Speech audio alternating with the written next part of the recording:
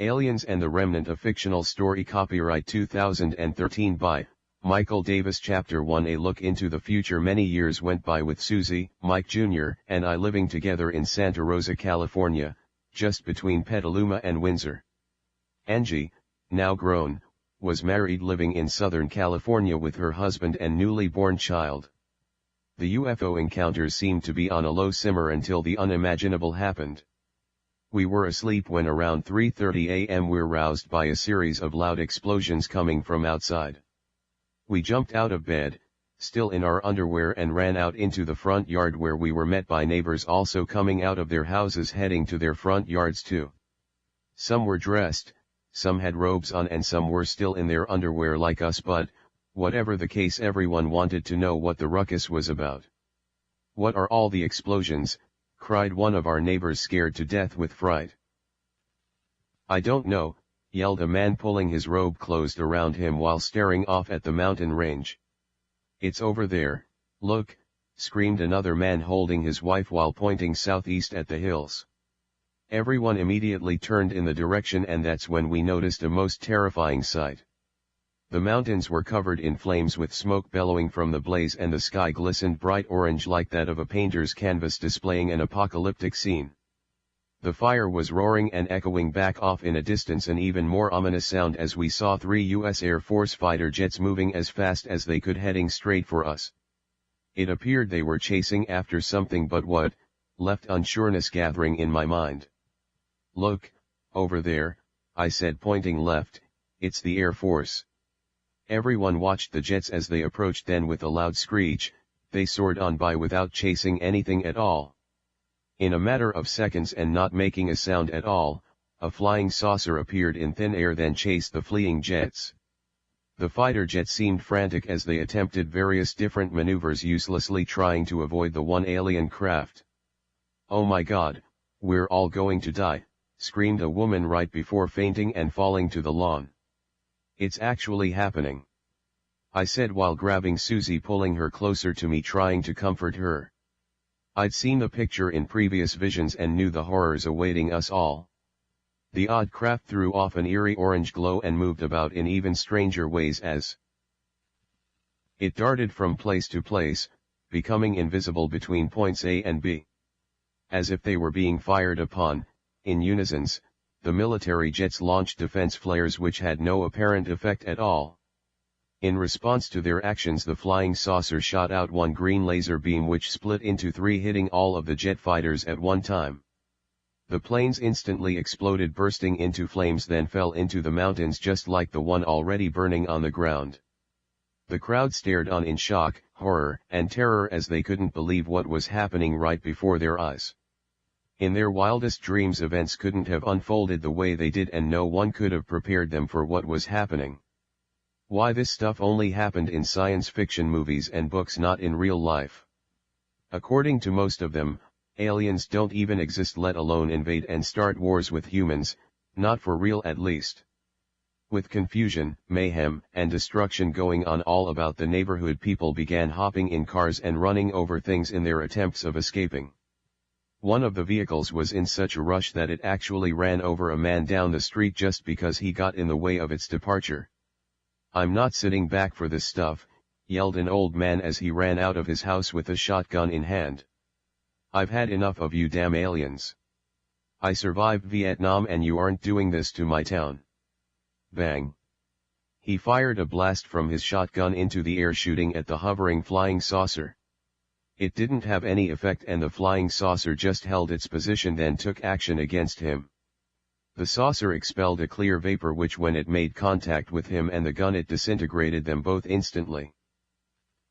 In a matter of seconds, an entire force of military squadrons filled the air and began battling the alien craft. They fired missiles and rockets, but, as they got close to the craft, they simply vaporized into thin air. This saucer, which was impervious to whatever they launched, shot straight up into the night, then fired off dozens of green laser beams, blowing all the jets into pieces. Everyone watched in horror as each one crashed to the ground, bursting in flames. People were in panic with the burning jets scattered about on houses, cars, lawns, and backyards, and the entire neighborhood was glowing orange as house after house caught on fire. "Oh my God, look! What is that?" screamed a lady running into her house for cover. Looking into the sky, I noticed a gigantic, bright, glowing, orange sphere which appeared out of nowhere, and it looked just like the one that had abducted me at the farm years ago. The flying saucer took the offensive, shooting out a green laser beam striking the side of the sphere. It had no effect, and it actually seemed to absorb the laser, then appeared to gain strength from it as it became even brighter orange. The saucer continued firing, but it was no use as it didn't even phase it.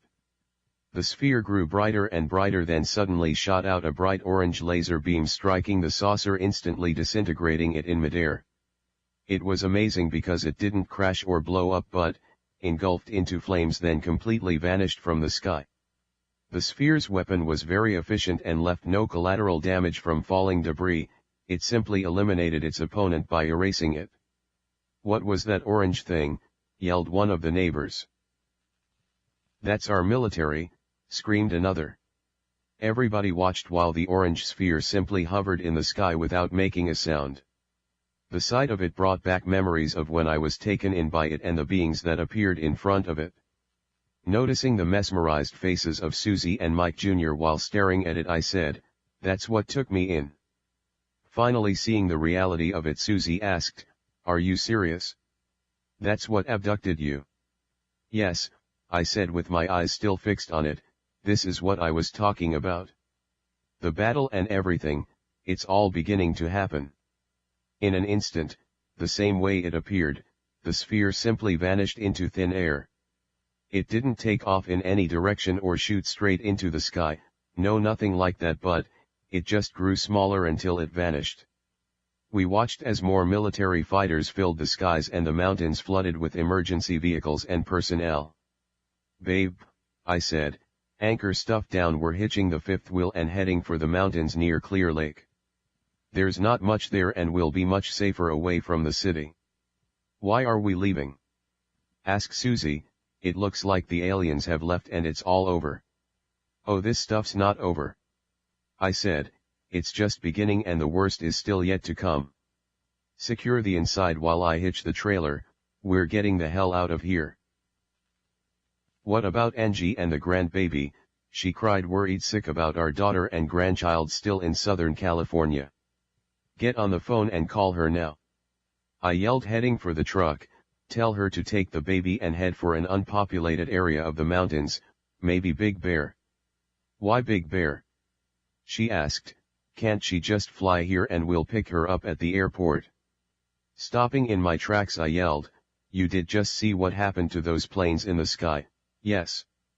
"No, it isn't safe for her to fly anywhere. Besides, it's my guess the president will be shutting down all the airports anyway. Tell her to go by car and take the baby far away from the city. They'd be much safer hiding somewhere in the mountains. Tell her to go and go now, don't waste any time. We'll find her and meet up with her later." "But," said Susie, not liking the idea of leaving them alone, "what about?" Stopping her mid-sentence, I yelled, "You don't want our daughter and grandkid killed, do you?" She quickly replied, "No, of course not." Getting a little frustrated at the fact she's being a bit argumentative, I screamed, "They're both safer in the boonies away from all the people, places, and things. You need to do what I'm telling you right now. Stop wasting time arguing with me and get it done. I told you, we'll find her later. I promise. Now move." "You'd better be right, babe," she said, crying while watching me start the truck. Seeing how upset she was, I said, "I've been right so far, so listen to me and call her now." Shifting the truck into reverse, I lined it up, then I backed it under the fifth wheel hitch. Not saying another word, Susie ran into the trailer to call Angie. Mike Jr., not knowing what to do, yelled over the engine and asked, "Hey Dad, do you need a hand hooking up the trailer or should I help Mom?" I yelled, "Go in and help your mother, I've got the trailer." In a matter of minutes I had the slide out in and the trailer hitched ready to go. I didn't even totally disconnect the lines, instead I simply removed them from the trailer, leaving them right there on the ground. Susie came running out holding her chihuahua, then jumped into the truck. Mike Jr. hopped in next to her, and before he even closed the door I had the truck in gear heading out of the park. When we hit the street I glanced up at the raging battle going on in the sky, then pulled out onto the road. Heading up the avenue I could see the entire city was being hit by the attacks, so I quickly hopped on the freeway and punched it. I had the pedal to the metal and gunned the thing up the 101 in the direction of Clear Lake, California. Heading up the freeway I asked, "So, did you get a hold of Angie?" Susie replied, "I couldn't, all I got was her message machine." "Did you leave her a message telling her what to do?" I asked. She replied, "No, I didn't, because as soon as I got her cell and the machine picked up, the call dropped." I said, "Try again right now." She opened the phone, then punched out the number. After placing it to her ear and listening for a moment she closed it, then said, "It's no use, I can't get a signal." She kept trying and trying with the same result, no signal, so I said, "Wait till we get where we're going, and after we're unhitched I'll try finding a hot spot." "Yeah, you're going to have to," she said after punching the number in again, "there's absolutely no signal here." Not wanting the battery to die before I could place a call I said, "Conserve its energy and turn the phone off for now, I'll have to find a signal later." The roads were already flooding with cars and emergency vehicles, making our exit extremely difficult. The further we got out of the city the less traffic and destruction we saw, so I said, "It looks like I was right, the further out we get the less commotion is going on." "Let's hope so," said Susie glancing out into the sky. We drove for what seemed like hours, but, in reality it was more like an hour and a half. Getting out by the Cobb area we began entering the forest. Although pulling the trailer up and down the tree-lined windy roads was a bit stressful, it somehow offered a feeling of safety as well. Being nestled within the redwoods made me feel protected from all the mayhem going on right now. The natural beauty actually blinded us from the reality of surrounding death and destruction that was going on. I spotted a dirt fire trail leading off the main road, so I turned and headed upward. "Where are we going?" asked Susie. I replied, "I want to get off the main highway and find a place to pull off in the woods, I think we'd be safer there." Spotting a place under the redwoods off to the right, Junior said, "Over there, Dad, that looks like a good spot." Glancing over to what he's referring to I agreed and said, "Yeah, it does, let's go there." Pulling the truck off into the grassy area I drove across a short field, then pulled into an opening in the trees. It was an ideal spot for the trailer as it was completely surrounded on all sides with huge redwoods and wasn't visible from the sky. The center had a clearing where I could actually turn the entire truck and trailer around and seemed to be on fairly level ground. "Look, over there," said Junior, "on the other side of those trees, it looks like there's a cliff." Stopping the truck and examining our surroundings I said, "Yeah, it looks like we probably have a great view of things from up here." Turning off the key then hopping out I said, "Looks like home sweet home for now, let's unhitch." Glancing back into the truck and noticing how upset Susie was I said, "I know, this stuff isn't easy, but, remember we still have each other." Looking at me with tears in her eyes she replied, "I know, and I'm thankful for that, I just want Angie and the baby with us too, I'm so worried about her." "So am I, babe, so, let's do this," I said, "we'll unhitch the trailer, get you set up, then I can go search for a cell signal so I can talk to her." Junior, who was already out of the truck using the bushes to relieve himself, came back and, after overhearing our conversation, said, "You can forget about the cell service here, there's nothing, I've already tried to call my girlfriend." "Damn," she cried glancing at the phone screen realizing there's no signal bars. "I'm going to try anyway," she said once again punching the numbers then placing the phone up to her ear. "Darn," she said closing the phone, "there's no signal at all." Junior shaking his head and sighing said, "Mom, you never listen to anything I say, I just told you there wasn't any signal." Looking at me she asked, So, what's going to happen next? You seem to have some sort of front row seat to it all, can you enlighten us now? Opening the trailer door and latching it back I replied, well, if what they told me was true, there'll be a lot of killing, blood, death, and destruction. If memory serves me correctly, they mentioned something about some ingenious creator named Amaran who's in charge of it all. Apparently he's some magnificent being and supposedly he's the only one in the universe who can save us. Amaran, she cried, just who the hell is Amaran? Whatever happened to God? Shaking her head in disbelief and amazement she asked, you do remember God, the one they teach us about in church? So, just where's he supposed to fit into Amaran's little hierarchy? Knowing what a faithful woman she really was I replied, you don't want to know. She cried, yes I do. I want to know where God fits into all this alien stuff. Trying to break it to her easily but, not wanting to lie I said, well, when I tell you. You're really not going to like it? About now she was getting a little pissed so she yelled, I really don't give a damn if I'm going to like it or not, just tell me where God fits in. I explained and simply said, sweetheart, according to what the aliens told me, Amaran is God. Being absolutely, positively astounded at my ridiculous explanation she laughed and said, oh come on. Are you serious? You've got to be kidding. There was a brief moment of silence then she said, babe, I'm really sorry for laughing at your comment but, Amaran being God is a little outlandish. Walking up to me and putting her arms around me she said, babe, I've listened to all of your abduction stories and believed everything you've ever told me but, once again I'm sorry, Amaran being God is just too much to swallow. Realizing it was a bit much I said, I know how you feel about it because I feel the same way you do. All I'm saying is that's what they told me during my last abduction. I'm not saying he is or isn't God but, simply reporting what they told me.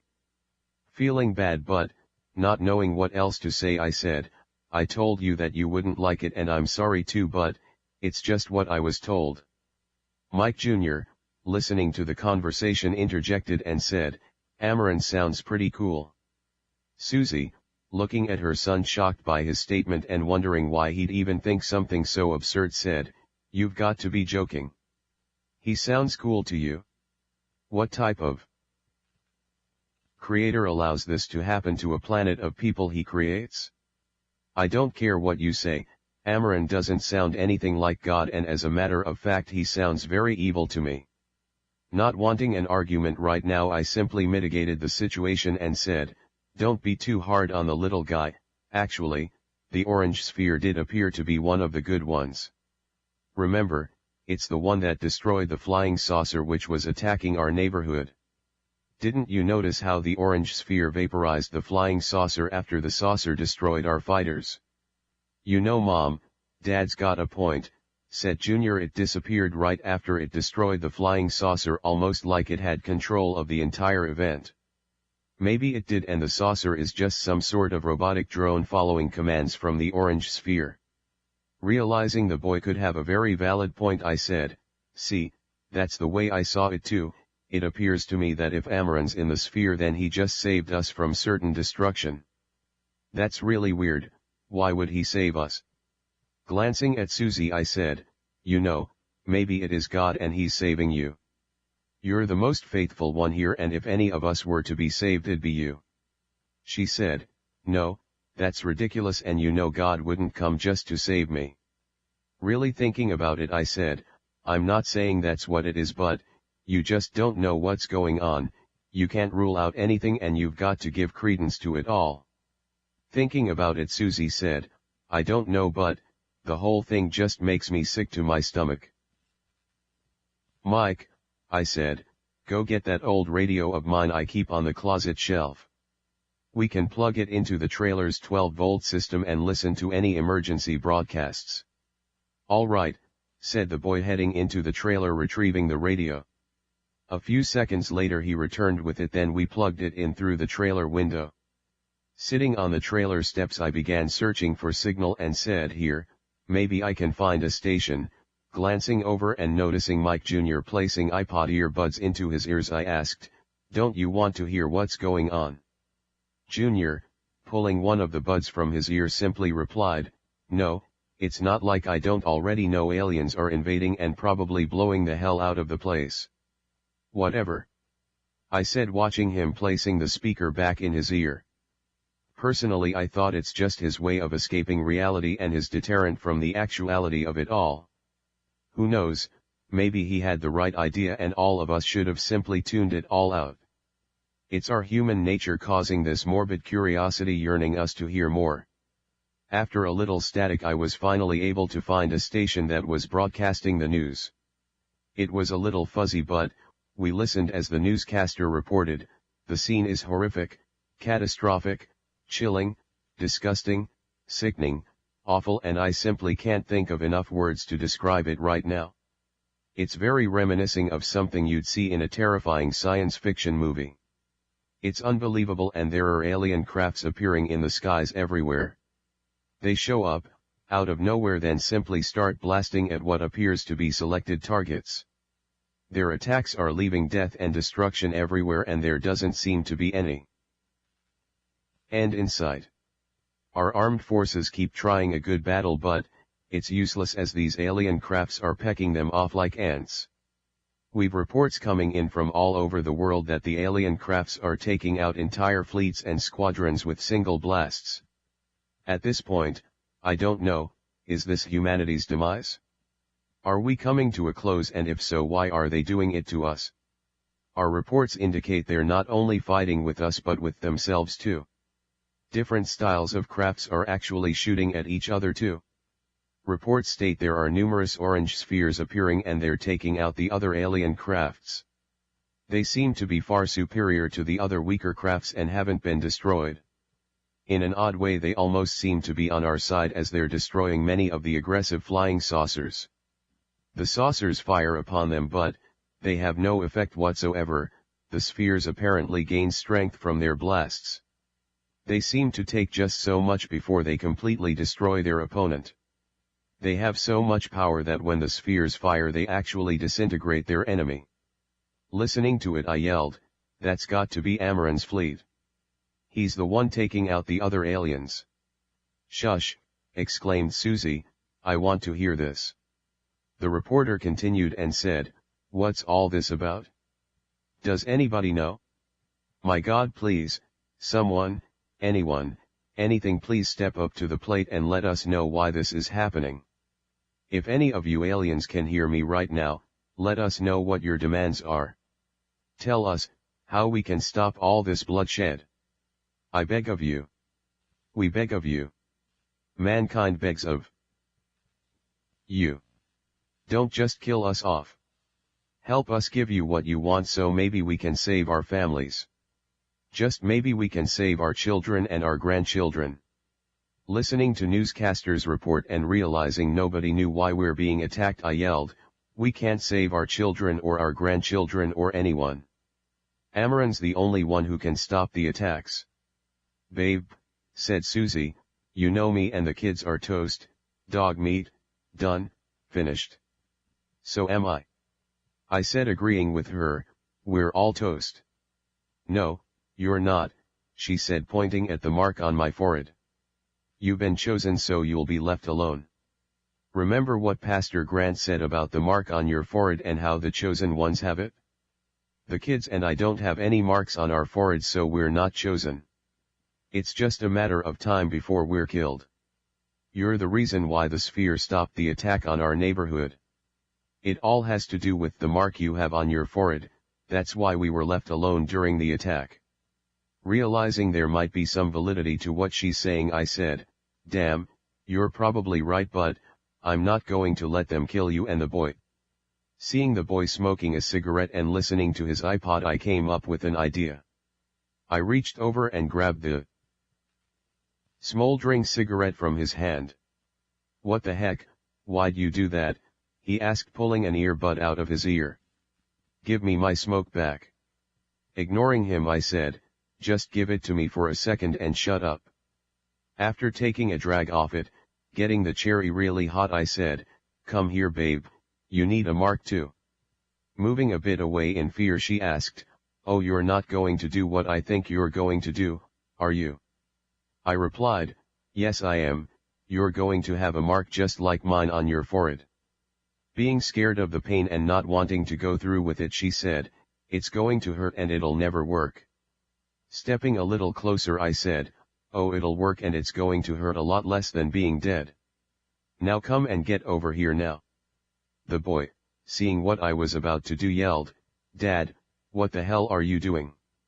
I replied, calm down, you and your mother need marks on you foreheads to look sort of like mine so the aliens don't kill you.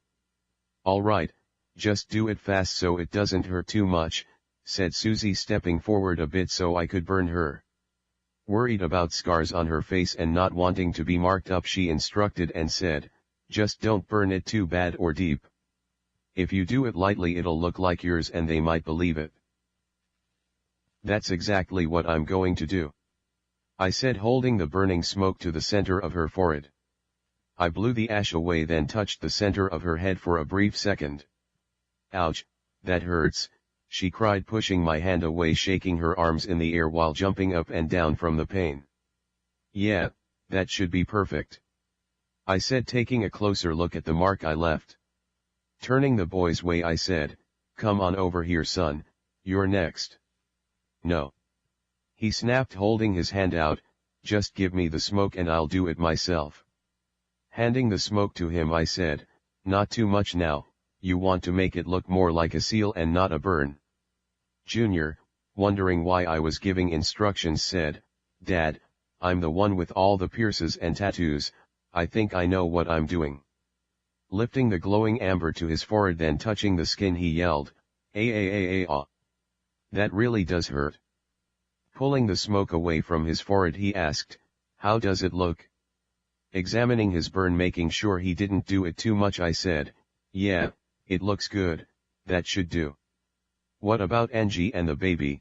Asked Susie, beginning to cry, realizing they didn't have marks on their foreheads. She needs to be told to mark their heads. Wanting to call her, Susie asked, how are we going to get a call to her? We can't even get a signal here. Thinking for a moment and realizing it meant I needed to take a drive, I replied, I'm going to have to get going on my trip to civilization so I can get a call to her. Stopping the crying, she said, I want you to take Michael with you. Don't worry about me because I'll be fine out here in the middle of nowhere.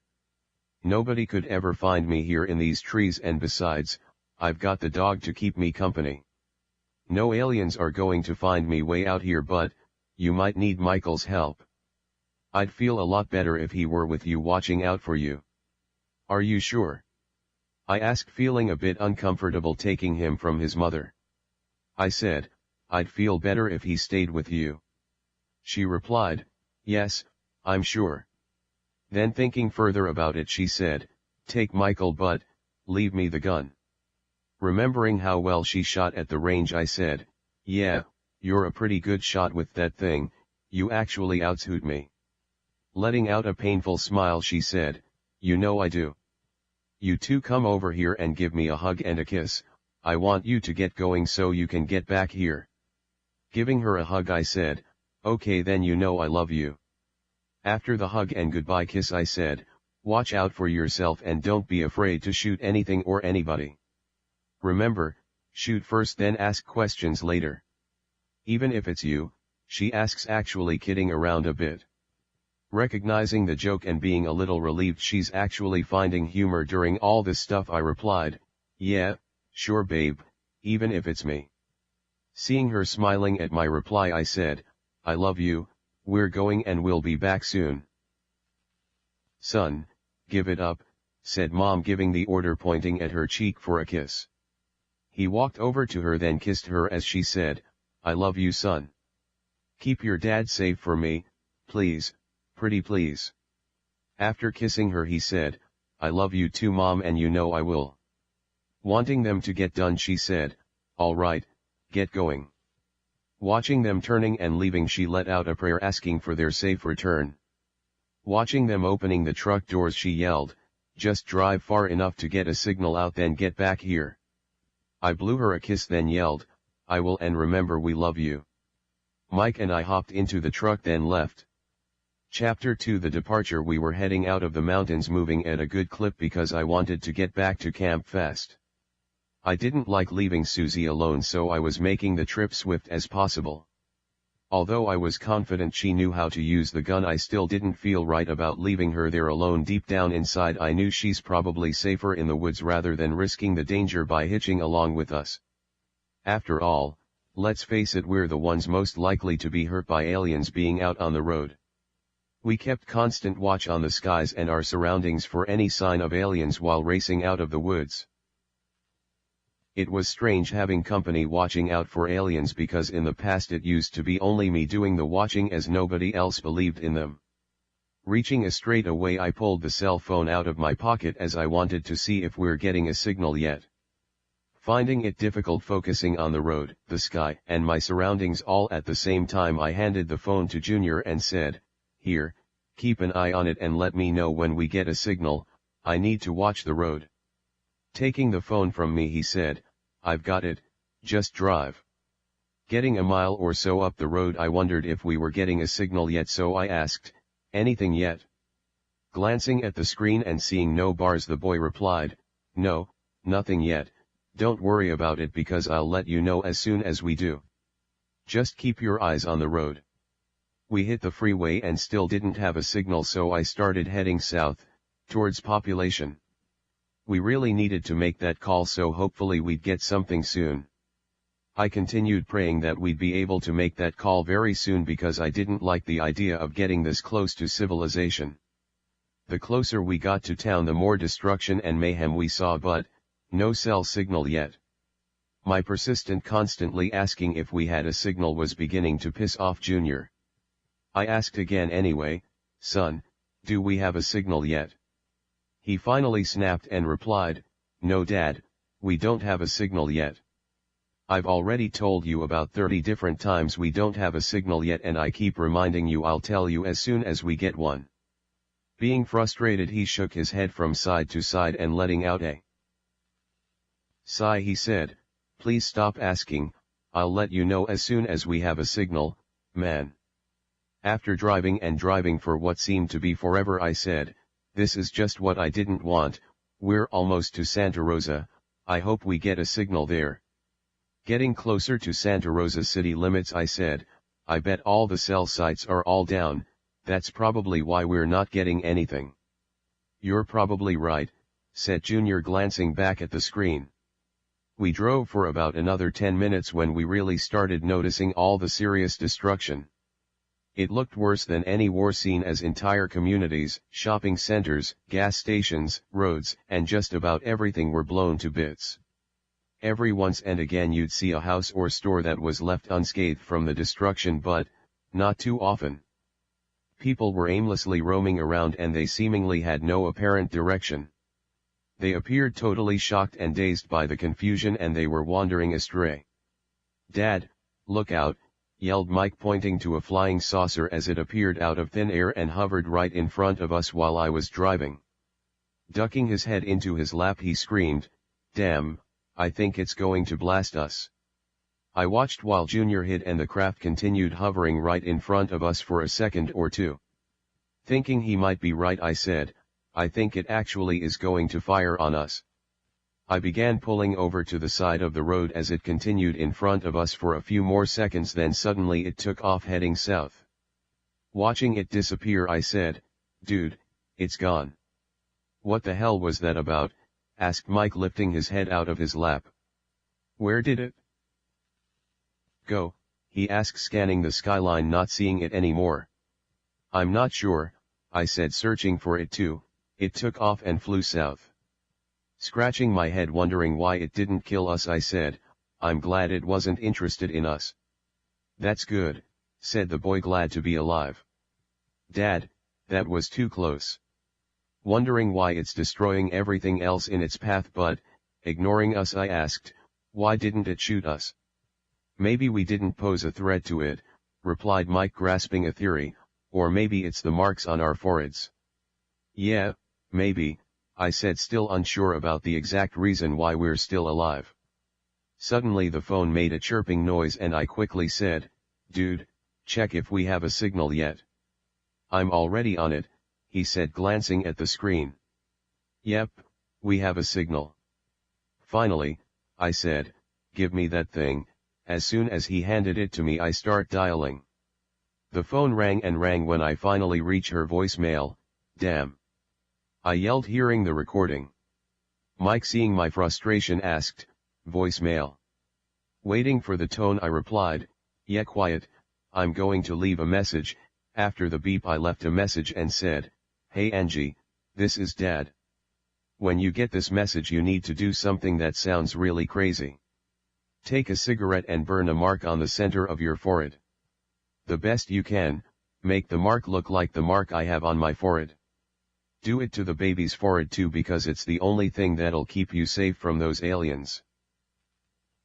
Realizing she's probably not going to listen to me I begged and said, "Please honey, listen to me. You really need to do this or they will kill you." With that, the call dropped. Great, I've got to call her back. My call just got dropped. I frantically began punching in the numbers then wait for the message machine but, the call dropped again. Getting a little frustrated I yelled, "Damn, it's no use, I can't get through." "Maybe she'll get the message," said Mike seeing the disappointment on my face. "Son, I sure hope so," I said. Looking around at our surroundings and realizing we're actually in the middle of Santa Rosa I said, "We're almost downtown and this is the first place we get a lousy signal." Glancing east of the freeway the boy said, "That's cool." "What's cool?" I asked examining my surroundings and seeing nothing but destruction. He points over to the Coast Club building which was the only building still standing and said, "Everything's destroyed but, Coast Club. Wow, I wonder why it wasn't destroyed." Seeing the still standing warehouse store and wondering the same thing I said, "That's a little weird. Why in the hell is Coast Club the only store left standing in the midst of all the rubble?" Realizing we needed supplies I said, "You know we should go into Coast Club and see if we can't find some food, water, and other things that might come in handy. It could be a long haul in the mountains and we really need some things." "Yeah," said Junior, "that's a really good idea, hopefully there's still stuff left in there." "Yeah, let's hope," I said starting the truck then heading to the store. While driving through the parking lot I had to swerve the truck back and forth just to avoid hitting the huge vehicle-sized chuck holes left in the pavement from the attacks. The place was a bloody mess with cars flipped over on top of one another and dead bodies still hanging in their seats by their belts. The scene was absolutely unbelievable, like that of one out of a horror movie. There were piles of rubble with cement, pipes, wires, broken glass, tires, all kinds of merchandise from stores, toilets, sinks, dead employees, dead customers, body parts, burned human remains and whatever else you could think of. There was smoke and flames shooting out from broken gas pipes and mains. The complex was filled with gigantic craters where stores used to be. Traffic lights were bent completely in half and street lamp poles were thrown about as if some child had been playing in his toy box with Lincoln Logs. The face of death and destruction was everywhere and the scene was that of complete annihilation. There were big sections of mobile homes from the nearby parks all throughout the complex. Apparently they had been blown to smithereens and fragments found their way to the Coast Club lot. The gas station was a big ball of smoke and flames as it obviously been destroyed too. There was a gas pump hanging out of a partial wall where the now demolished hamburger joint used to be. All the wooden power poles had been snapped off out of the ground like matchsticks. They were randomly thrown about like a tornado had passed through. Many of the people were so badly wounded that they wouldn't be alive for long. Shopping carts were flipped about everywhere and refugees were using them for their personal belongings. We couldn't stop to help because we were already on borrowed time and needed to get back to Susie for her safety. Besides, stopping wouldn't have served any good because there wasn't anything we could do for them anyway. Examining Coast Club exterior we saw holes at least 4 feet wide blown completely through the concrete walls. There was a restaurant sign hanging out of one of the holes, making it impossible to gain store access at that point. Obviously it had been thrown from the other end of the parking lot because that's where the restaurant used to be located. I didn't park in a parking space because due to the new craters left in the ground, there weren't any spaces left. I stopped right in front of the store as it seemed the only place to park.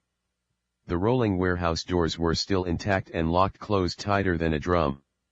Sitting in front with the truck engine running, I asked, "Damn, how are we going to get in?" "Dad, over there," replied Mike, pointing at another large hole in the wall. We watched as people climbed back and forth with merchandise. Examining the hole, he said, "Well, it looks rather small, but I guess if they're making it through we can too." We watched as they threw items out the hole in the wall, then climbed back out to retrieve it. Some people were grabbing big screen television sets, laptop computers, computer towers, monitors and things they'd never be able to use anyway with all the power out. I guess they figured they'd be able to use them eventually. However, I seriously didn't think they completely understood the level of devastation. It was my guess power wasn't coming back on again, and if it did, it wasn't going to be anytime soon. Turning off the truck, grabbing the keys, then hopping out, I said, "All right, lock the doors, let's head in." Realizing time is of the essence, I said, "Let's be fast in here because I want to get back to your mother right away." Mike, hopping out then closing and locking the door, said, "This is way too sketchy, weird, it reminds me of Night of the Living Dead." Catching his thought and watching the battered people running from the store with their stolen loot, I agreed and said, "Yes, it does." Moving towards the hole in the wall, then starting to climb my way through, I said, "Come on son, but be careful, there's a bunch of debris thrown about everywhere, I don't want to see either one of us hurt." "Yeah, I'll watch it," said Mike, following me through. It was lighter than I expected when we got inside because not only were there skylights in the ceiling but also, huge holes had been blown in the roof allowing daylight to shine through. Huge shelves of merchandise were flipped over everywhere with dead bodies caught under them. Seeing the dead people trapped underneath, I asked, "I wonder if the attacking aliens flipped over the shelves or if crazy looters did it." Mike replied, "I don't know, but whatever made them fall, it wasn't good for the people trapped under them." Having to agree, I said, "No kidding, I guess they've had better days." Walking a little further into the store, I said, "Grab a cart and Mike, be careful, watch yourself in here." "Sounds like great advice," he said, picking the first cart in front of him then pushing it while following me. Realizing we probably needed more carts, I turned around, grabbed one too, then began pushing it. "Don't pick any perishables because the power's been out and I don't want anything that's turning rancid." Throwing a few cases of cup of noodles into the cart, I said, "Get stuff like these noodles because they last forever." Mike, while throwing a few of cases of candy bars into his cart, said, "Yeah, Milky Way bars, I love those and they last forever too." Seeing him snatching the candy, I said, "Well, I guess it's energy and we can eat them." Watching what looked like another man and his son throwing merchandise into carts, he said, "Dad, look, there's more people doing the same thing." Something spooked Junior and he said, "Let's hurry up, get some things and get the hell out of here, I don't like this feeling I'm getting at all. This place is giving me the creeps and I've got a really bad feeling about being in here." "Nuts, nuts," I said, seeing the fallen display of mixed nuts, "I need some of those." Seeing cases of canned tuna and mayo, Michael said, "This tuna's not going to go bad, it's canned and the mayo is jarred, we can put it in the RV fridge to keep it cold, it's 12-volt and we have our generator." Thinking it a good idea, I said, "Grab a few cases of that stuff, we can eat that too." Spotting the jars of peanut butter, I said, "Peanut butter and jelly, let's grab a bunch of that. I'm going to steal a bunch of loaves of bread so we can spread a few." Thinking about the bread going bad, Mike said, "I wouldn't get too much bread, you know it'll mold." "So what, who cares," I said, "if it goes bad we'll just throw it away to the birds or something. I like bread so I'm getting a whole bunch of it." Dad, that's pretty messed up, said Mike. Throwing it away is very wasteful and other people could eat it. Placing more than we can eat of it into the cart, I said, who cares, we're probably all going to die anyway. Shaking his head in disbelief at his dad's attitude, Mike said, Dad, I'll say it again, that is very messed up. Seeing the bath tissue, I yelled, toilet paper, quick toilet paper, that and paper towels, we need lots of both. Pushing my cart over to Mike, I said, watch this stuff, I'm going to get more carts for all the paper products. In a matter of minutes I returned with 2 more carts which we filled with towels and tissue. Next stop was bottled water, where we grabbed case after case of it. Realizing one of us might fall sick, I said, antibiotics and medicines, let's break into the pharmacy and get pills we might need. Good idea, said Mike, let's get over there before somebody else has the same idea. By the time we got to the pharmacy, pushing and pulling our 4 carts of merchandise, the doors were already kicked in. Seeing the shattered window and opened door, I said, well, they beat us to it. Let's see if there's anything left anyway. Rifling through the pharmacy, we were lucky enough to find big bottles of antibiotics. Using empty cardboard boxes, we filled them with bottles of doxycycline, amoxicillin, penicillin, zithromax, Bactrim, and any other antibiotics we could think of. We looked for other prescription pain medications, but they were already gone because somebody was quicker than us and had taken them already. We were very fortunate though to get those antibiotics. Apparently whoever stole the pain meds didn't think of grabbing the healing meds. Crazy drug is, I said. You'd think they'd take the antibiotics along with the pain meds, but no, they have a one-track mind, getting high. Mike, letting out a little laugh, asked, come on Dad, what'd you expect? You don't actually think druggies would think about things like antibiotics and food, do you? Rethinking his statement, he said, I take that back, because when they get high they want food. Finding his comment humorous and agreeing with him, I replied, I'm glad you recanted your statement about druggies not liking food. Thinking a little further, I said, you know, if there's any left we should get some booze and wine. Another good idea, said Mike, but I doubt there's any left. Throwing the meds into the cart, I said, let's go see. We pushed and pulled the 4 carts full of stuff over to the liquor department, only to find out Mike was right. Whoever got to the pain meds must have had a bunch of friends who also got to the liquor, because there wasn't a drop left. The store was completely cleaned out on all alcoholic products, and all that was left were empty pallets on the floor where bottles used to be. Realizing he was right, Mike said, I told you we'd be late for that one. Shrugging my shoulders, I said, nice try though. It didn't take very long before we had 6 shopping carts full of stuff. Pushing one and pulling one, then going back for the other, we moved them all over to the hole in the wall. Glancing over at the big rolling doors, I said, you know what, why don't we make it easy on ourselves and just open those doors? It sure would be a whole bunch easier than pushing all this stuff through that little hole. Yeah, good idea, agreed Mike, pushing and pulling his carts towards the door. Trying to figure out why people were climbing through the hole, he asked, I wonder why nobody else thought of that. Making a joke, I replied, because they're all too high from all the stolen booze and pain meds to think of these things. Mike, correcting me, said, no Dad, you've got it all wrong. You see, the druggies and alcoholics are all trying to stop other people from getting in and stealing their high, so they left the door closed to protect it. Pushing my last cart up to the door, I laughed and said, you know, you're probably right about that.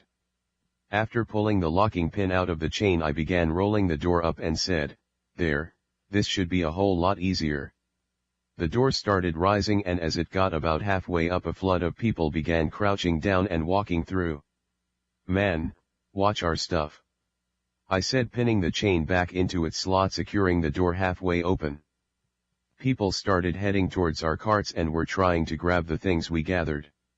Getting a little pissed off, I grabbed the fire extinguisher next to the door and started swinging it at them as I yelled, hey you idiots, get the hell away from our stuff. On man tried grabbing a case of Mike's Milky Way bars, so he smacked him in the face, then screamed, "Hey moron, don't touch my freaking candy bars." The injured man fell to the floor, then holding his face in pain he said, "Man, I'm sorry, I'm just so hungry." "Well," said Mike, "don't take mine, go get your own. There's still plenty of food left in the store."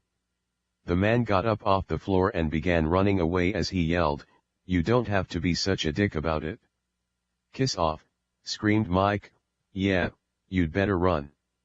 With me swinging the fire extinguisher and Mike hitting the thieves, they all became way too scared of us and decided to leave us alone. They started walking right on by, so I said, "I guess other people need food too. Quick son, get this stuff to the truck." Quickly wheeling our carts to the truck bed, we began frantically throwing the stuff in. We wanted out of there fast, and it didn't seem we were moving swift enough, so we stepped up the pace. We knew we were stealing, but we also knew we needed the stuff, besides everybody else was doing the same thing. Just as I was trying to justify it in my own mind, I suddenly saw two police cars, with their red/blue emergency lights on, heading straight for us. It was my guess they were coming to bust us for looting, so as they headed across the lot directly towards us, I said, "Oh great, now we're going to be arrested for burglary." As I watched the cops coming after us, Mike pointed at a flying saucer that just appeared in the sky, so he yelled, "Dad, look, there's a flying saucer coming for us too." The craft and the cops were heading straight for us, so I grabbed Mike and pulling him down behind the truck I said, "Take cover, I think the aliens are after us too." Poking my head up to see what's going on, I saw it stop and hover as the cops continued in our direction. Ducking back down, I said, "That freaking flying saucer is just hovering in the sky over there." "Why?" asked Mike. "I don't know," I said, popping my head back up to see more. Then it happened, the saucer shot out two green laser beams, hitting both of the cop cars. Boom! They both exploded, catching on fire, then disintegrating in pieces. The craft hovered for a few moments above the destroyed cars, and while witnessing it I said, "Boy, I guess that's the end of them." The cops were dead, their cars incinerated, and the saucer continued hovering for a while longer. Wondering why we were still alive, I asked, "Why hasn't it just killed us too?" "I don't know, that is a little odd," said the boy, popping his head up for a moment.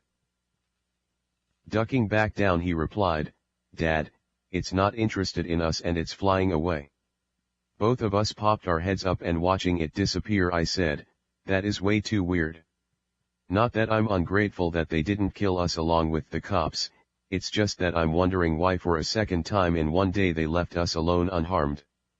There's got to be some weird reason why they're letting us live." "Dad, do you hear what you're saying?" asked the boy. "Maybe we should just be thankful and get the hell out of here." Agreeing, I replied, "Yeah, you're right. Quick, let's get this stuff in the truck and split." After throwing the rest in the back, we hopped in, then I yelled, "Let's move." I started the engine and soaring out of the lot I said, "You know, that was just too damn close for comfort." Stepping on the gas I said, "Let's get this bucket of bolts home to your mother."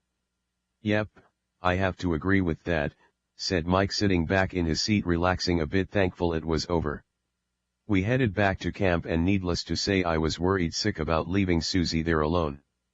In my opinion, we'd been gone far too long and really needed to get back. We still had quite a drive ahead of us, so my foot was all the way to floor, going as fast as I could. Wanting to get back so bad I wasn't even stopping for stoplights or signs and was running right through them. It's strange, when you're living life waiting to be killed by aliens, safe driving practices fly right out the window. You stop worrying about little things like blinkers and speed limits when you're more focused on deadly flying saucers. Chapter 3 Base Camp. Susie and Kitty, her 5 pounds white and tan apple-head chihuahua, were patiently waiting our return to base camp. We'd been gone for quite some time and she was getting very worried that something might have happened to us. She hadn't a clue cell towers were down and didn't know we couldn't get a signal until we reached Santa Rosa. She also didn't know that all we did was send a message to Angie, as there was no answer on her end. Every time I tried calling I wasn't able to get through because the call dropped. She was sitting inside the trailer with the dog in her lap while knitting, as it was the only thing that comforted her when she was upset. She had the screen door open because she was waiting and watching for our return. Something was making Kitty jumpy as she couldn't sit still. She was a very nervous little dog which barked at anything that moved and sometimes even at things that didn't. It was quite annoying the way she barked at everything, but she really was a great watchdog. She kept moving about, so while petting her, calming her down, Susie said, "Be good little girl." The dog wouldn't stop and she jumped up out of her lap, then ran to the door as if something was wrong. Seeing her fur standing up at her neck and the base of her tail, Susie asked, "What is it, girl? Are you worried about Pa and the boy too?" Placing the knitting project down, Susie got up, walked over, then petted the dog behind the ears, trying to calm her down. While patting her on the back, she said, "You seem awfully fidgety." The fur on her back continued standing up on end and she began growling. Getting a little concerned because the only time she acted this way is when somebody she didn't like or know was approaching, Susie asked, "What is it, girl?" The Chihuahua was intense as she maintained her position at the door with her body pushed forward, her legs bowed out and all of her fur standing on end. She began snarling and growling really loud as if somebody's approaching. The dog was growling viciously right before letting off a bark. "Kitty, what is it?" asked Susie, searching out the door. Examining outside, she still couldn't see anything, but the dog continued snarling, growling and barking in spite of the lack of visuals. Becoming very frustrated and worried about not knowing what's going on, she stepped out of the trailer to get a better look. "You stay here," she said to Kitty while closing the screen door behind her. Reaching down to her side and quickly feeling the holster, she wanted to make sure the gun was still there. Glancing back through the screen at her very upset Chihuahua, she said, "I'll be right back, little girl, Mama loves you." Kitty was going crazy. Something was going on outside and she was trapped inside, helpless to do anything for her master. She continued her frantic growling, snarling and barking while Susie investigated outside. Once turned around, she began scanning the entire area but was having a difficult time seeing anything with all the trees and vegetation in the way. Wanting a better look, she took a few steps forward and then a few more. Focusing through the trees, she saw two silhouettes darting by, then ducking behind some bushes, so she yelled, "Who's there?" Getting a little scared, she yelled, "I've got a gun. You know." Becoming even more frightened, she reached down to her side and removed the gun from its holster. Examining the side of the weapon for the safety, she turned it off and got ready to fire.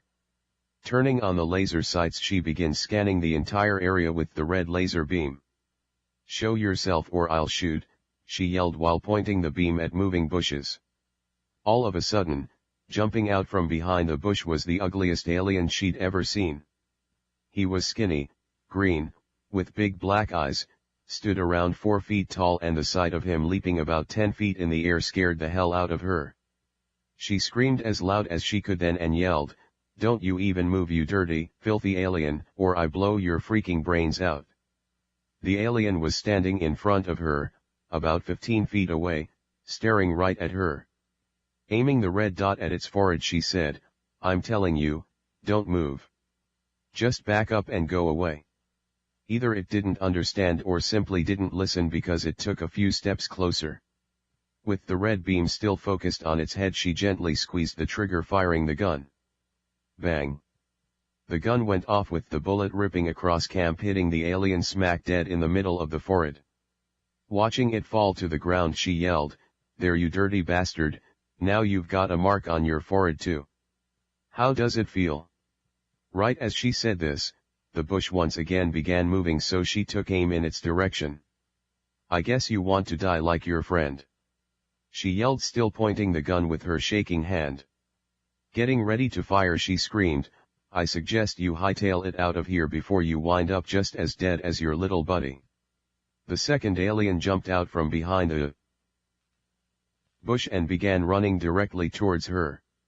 She steadied her hand and, being very precise, she placed the red dot on his forehead too, and while he was running in her direction, she squeezed the trigger once again. Bang. She discharged the .357 hollow point round right into the alien's forehead. It immediately stopped moving and fell to the ground right next to the other one.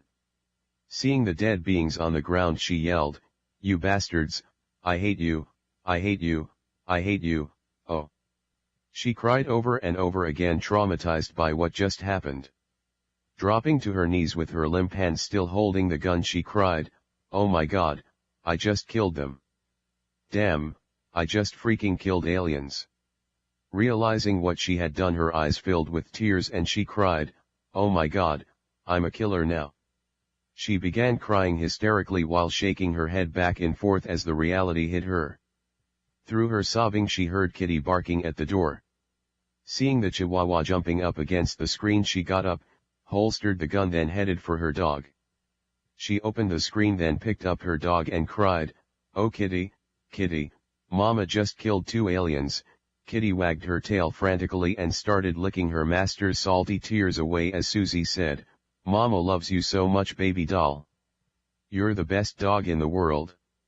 Kitty immediately stopped licking, then turning her head she focused on a vehicle coming through the trees. "It's Pot," yelled Susie, "it's Pot, they're back, Kitty." Both of them were so excited to see us that they went running for the truck before it even stopped. When I pulled up, we saw Susie running towards us carrying Kitty, and that's when I got my first view of the death scene. She ran to the driver door as my eyes fixed on the 2 dead aliens lying on the ground. Seeing them there lifeless, I asked, "What the hell happened here?" I couldn't believe my eyes seeing them lying on the ground in puddles of green blood which was oozing from their heads. Tears were rolling down her cheeks as she cried and said, "It was awful, just awful. They came after me and I had to shoot them." Hopping out of the truck, then giving her a hug, I said, Babe, it's okay, they're only aliens and you were only protecting yourself. Don't worry about it at all." I knew she was upset, so I was trying to make her feel better. Overhearing our conversation, Michael became very pissed, so he opened the other door, then jumped out. He ran over to the first dead alien and started kicking it in the head. "Damn you, you bastard, going after my mom," he yelled with his foot sinking into its skull as he kicked. Kicking even harder and more, he screamed, "If you bastards mess with my girlfriend, I swear I'll kill every one of you one by one." Seeing the blood on his shoes, I yelled, "Hey Mike, stop it, they're already dead. And you're making a real mess." He continued kicking more and yelled, "No Dad, these pigs went after Mom and their friends are probably going after my girlfriend right now. Son, stop," I said, now pointing to his bloody shoe. "You don't know what bacteria or germs those bastards have, and you're getting their blood all over your shoes." Seeing the green blood all over his shoes and realizing Dad was right, he instantly stopped, then asked, "Oh no, my shoes are covered with this stuff, what do I do about cleaning them?" Figuring the shoes were trash, I yelled, "Kick them off your feet over the embankment, then go take a quick shower now. Don't use all the fresh water because who knows how long we're going to have to live off it." "Yes, be really quick," agreed Susie. "Your dad's right, we're on our fresh holding water and we do need to conserve." After kicking his shoes and pants over the cliff, he said, "You pricks, you've messed up a good pair of pants too." Once undressed, he ran inside to clean up.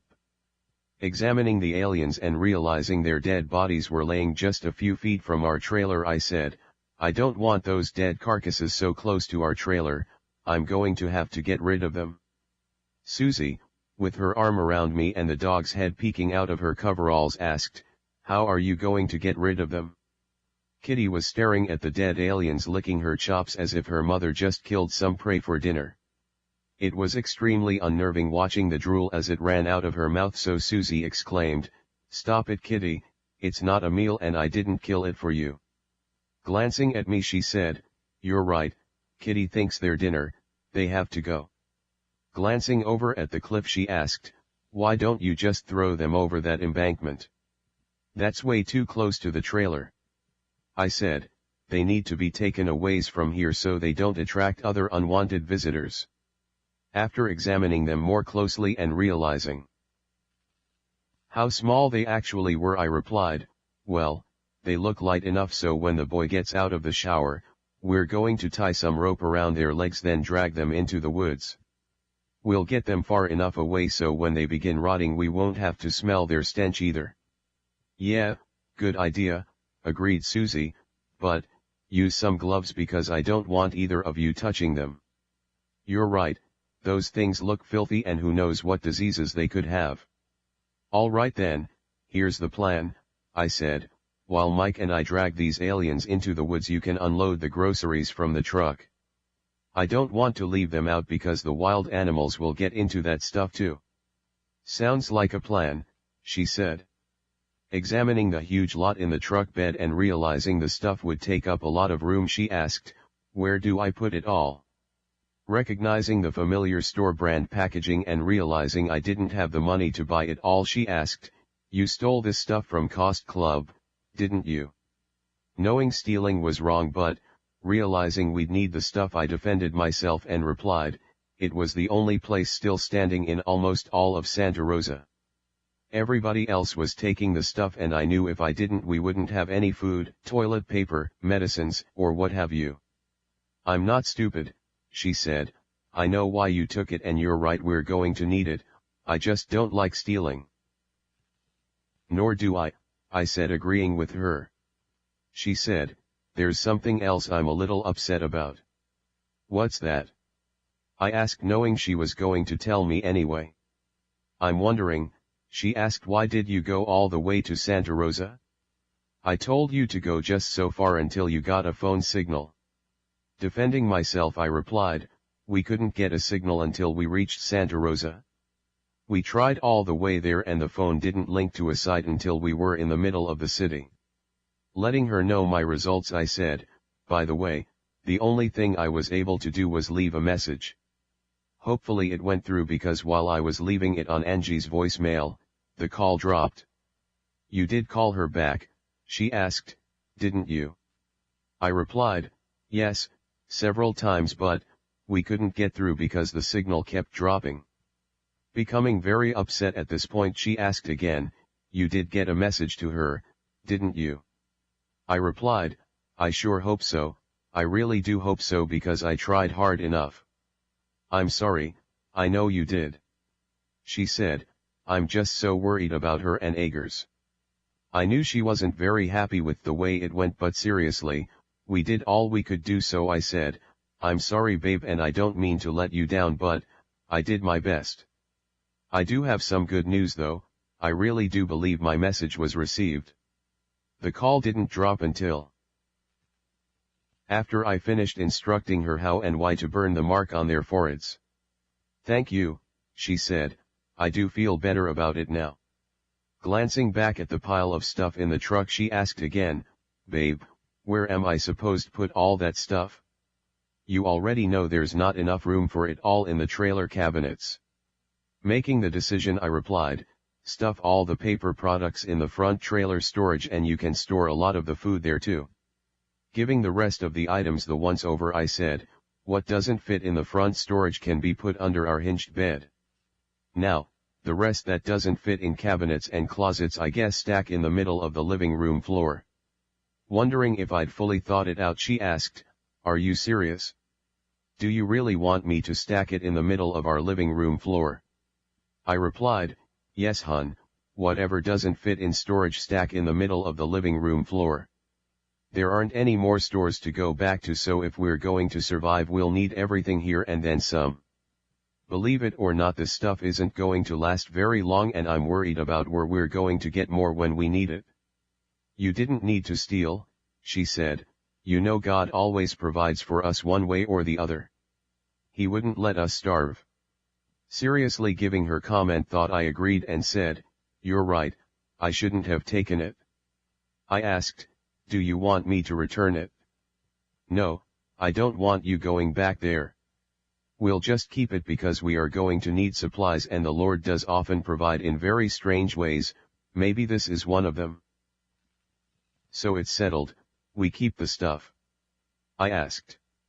Yes, we'll keep it, she replied. Glancing at our surroundings I said, oh yeah remember, Don't leave any of this stuff outside or we'll have creatures and animals all over the place. Realizing the importance of not having any more unwanted visitors, she said, "Don't worry, I won't."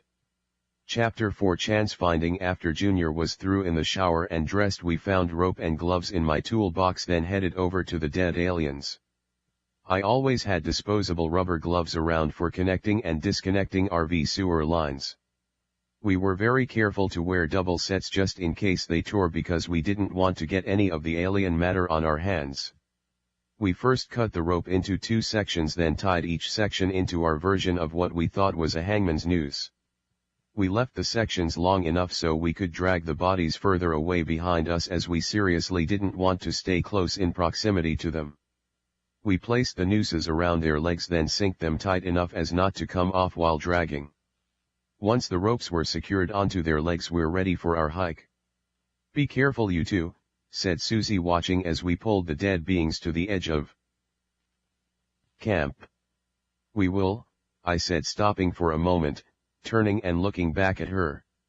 I felt confident leaving this time because she proved without a doubt she could take care of herself. Glancing at the gun and holster strapped to her side, I smiled and said, "That 357 is an awesome fashion statement, dear. Just be careful who you're shooting at, because it could be us coming back." With a smirk and a grin, she lovingly said, "Don't worry, I'm not going to shoot you two. That is, unless you really piss me off, then you'd better both watch out." "Yeah, we know, Mom," said Junior. "We're getting rid of some of your victims." "Hey, watch it, son," she said right before blowing him a kiss. "Mike, let's get going," I said, pulling my dead alien. "I'd really like to get rid of these carcasses before they start stinking." "Babe, we'll be back as soon as possible." Just as I thought, the aliens didn't weigh very much and they almost felt like dragging a couple of sacks of potatoes. Their heads thumped and splatted as they got caught up on rocks and branches, but we just pulled a little harder and they freed themselves. They lost a few fingers along the way, and by the time we got to where we're going, they're pretty battered up. We drug the bodies for probably about 2 miles through the woods before we approached another embankment. The cliff fell off quite a ways, and looking down the steep grade, I said, "Well, this looks like as good a spot as any to dump them off. By the time they hit the bottom where all the bushes are, nobody will ever be able to find them." Mike, getting sick of dragging the alien around, said, "Dad, I'm really tired of pulling this piece of garbage behind me." "Yeah, so am I said. "Let's find a stick so we can push them over the embankment and get it over with." Junior, wiping the sweat from his forehead and not wanting to waste any more efforts on them, said, "I say we just leave them right where they are. We're far enough away from camp." Liking his thought, I agree with him and said, "Good idea, son. Maybe some wild animal can rip them to pieces and eat them." "Yeah, let's go, Dad," said the boy, dropping his rope, then walking away, heading back to camp. "Hey, wait up," I said, throwing mine on the ground and following close behind. We're walking through the woods following the green alien blood splats left behind from our trip. I could see places where their heads got caught up on rocks as they left behind large amounts of green ooze. Their blood wasn't drying at all like ours, and it remained moist and very much resembled a thick green antifreeze coolant. Examining drop after drop, splat after splat, over and over again, it very much began to resemble some sort fluid you'd expect from a machine, not a living being. It was extremely weird, and by all appearances it seemed very synthetic or mechanical.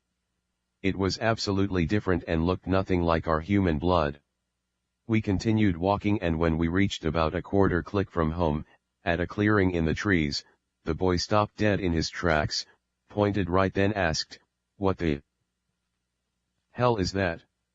Wondering what he's talking about, I quickly caught up to him and asked, "What's what?" "Look," he said, pointing to the small clearing between the trees down a small embankment. Glancing to where he's pointing and seeing what he's talking about, I replied, "Man, I bet it was theirs." Both of us were staring directly at a flying saucer just sitting between a small patch of trees about 200 feet away. Rubbing my eyes trying to focus on it better, I said, "Yeah, It probably belonged to those two aliens we just dumped off back there. Mike, getting really jumpy at this point, said, "Yeah, Dad, I think you're right. I bet it's empty. We should go check it out." "Wait a minute," I said, "just slow down a bit." Thinking that it might not be empty, I said, "It's getting dark already. Let's go back to camp, grab the gun and some flashlights, then come back later." "Why?" asked the boy, "what if it's gone then?" Not wanting to do anything hasty or dangerous, I replied, "Well then, we'll know that it wasn't empty, won't we? Actually, I'd be happier if they left in it." Getting a little too anxious, Mike whispered, "Oh, come on, Dad, I say we bust in right now with some sticks and just beat the hell out of whoever or whatever's in there." "No, son, I'm pulling rank here," I said. "We're going to be smart about this and use the element of full darkness as a defense and do a sneak attack. They'll never know we're coming, and the best part is we won't need sticks because we'll have the gun." Rethinking his position, Junior finally agreed and said, "Well, yeah, I guess you might actually have a point with that. We'd be better off if we had the gun, and darkness would give us the element of surprise." Under my breath I said, "You see, son, that's exactly what I was thinking. We know where it is, we'll come back in just a little while." Motioning with his hand, Mike said, "Come on, Dad, let's get out of here before they spot us. The way I figure is even if there are more of them, they're not going to leave without their friends. If their friends are the ones we just dumped back there, then they've got a long wait." "Yeah, that's what scares me," I said, walking through the woods. "What scares you?" asked Mike, wondering what I was talking about. "Well," I replied, "just keep your eyes out because they may not be waiting and they could be out and about right now looking for their friends." "Man, you're right," said the boy, moving a little faster. "Let's hurry, remember Mom's back at camp." Getting more worried, he began picking up the pace and started running a bit. We weren't too far from camp, so I tried keeping up with him and said, "Don't worry too much because remember, she's a really good shot. I've seen her shooting and she could hit anything." It took us about 5 minutes of walking and running before we finally arrived back at camp. Susie was finishing up putting away the last of the groceries just as we arrived, and seeing us, she asked, "So where'd you dump those two filthy, gross things?" I replied, "About 2 clicks away from camp on top of an embankment, but..." Cutting me off, she said, "Good, I've got all the paper products under in storage and I put the soups. Would you stop for a minute?" I said. "Let me finish what I was saying because I have something I need to tell you." Stopping immediately, she said, "I'm all ears." I said, "Let's get inside the trailer and lock the door, then I'll finish. I don't want anyone or anything else hearing what I've got to say." "Why, what's going on?" she asked, running up the steps behind us. Closing the door behind him and locking it, Mike replied, "Mom, we think there might be more aliens in the woods."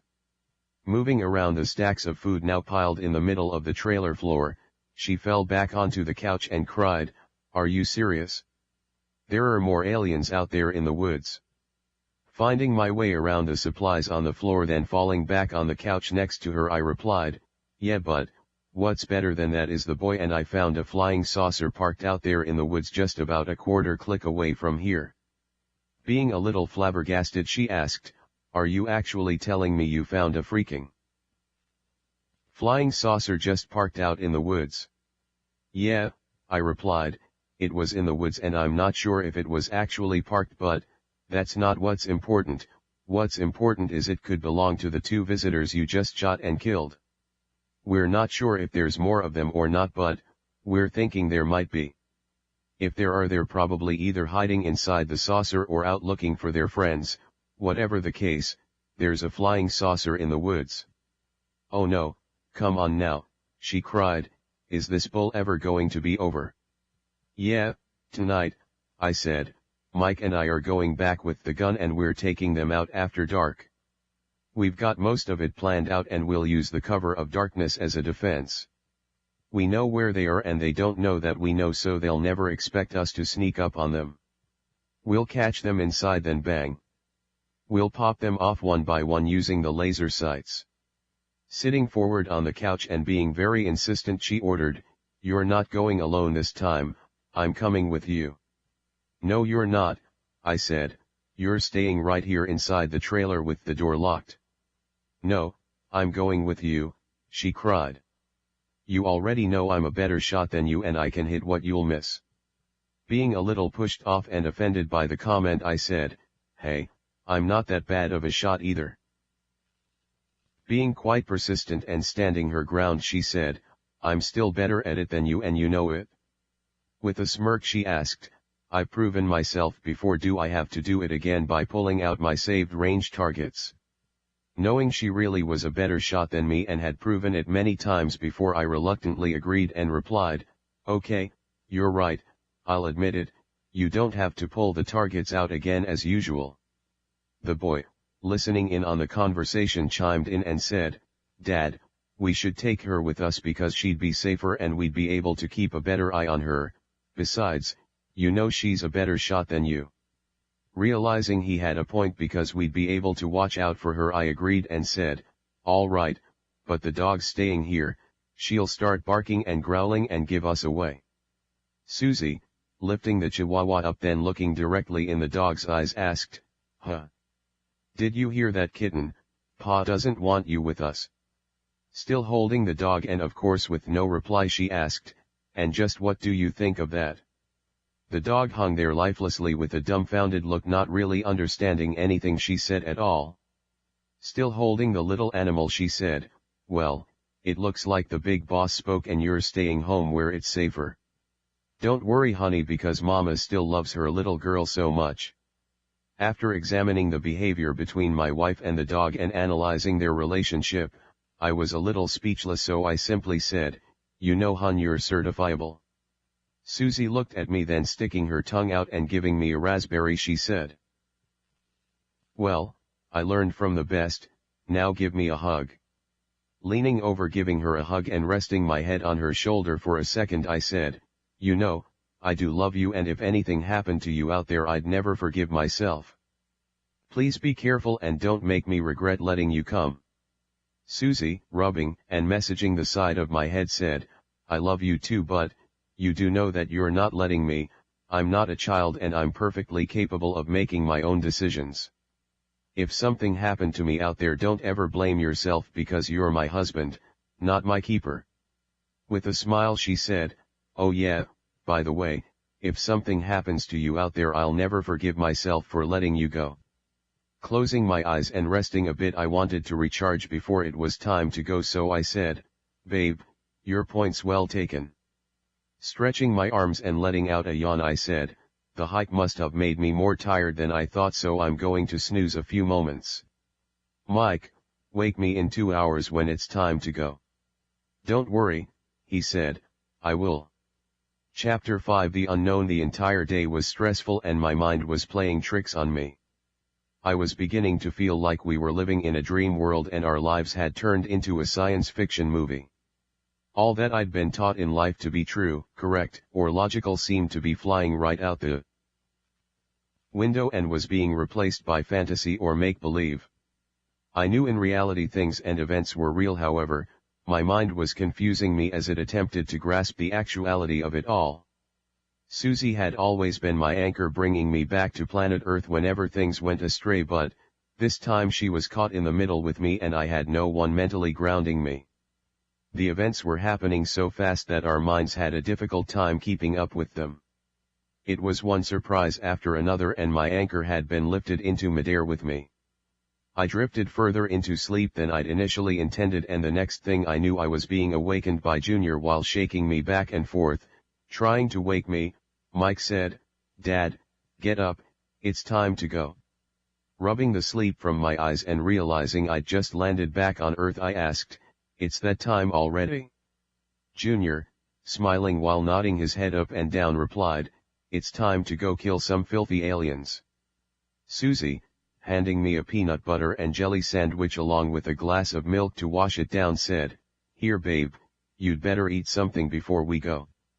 Thinking of her realizing she needed food too, I tore it in half then said, "Here babe, you take half, I'll share it with you."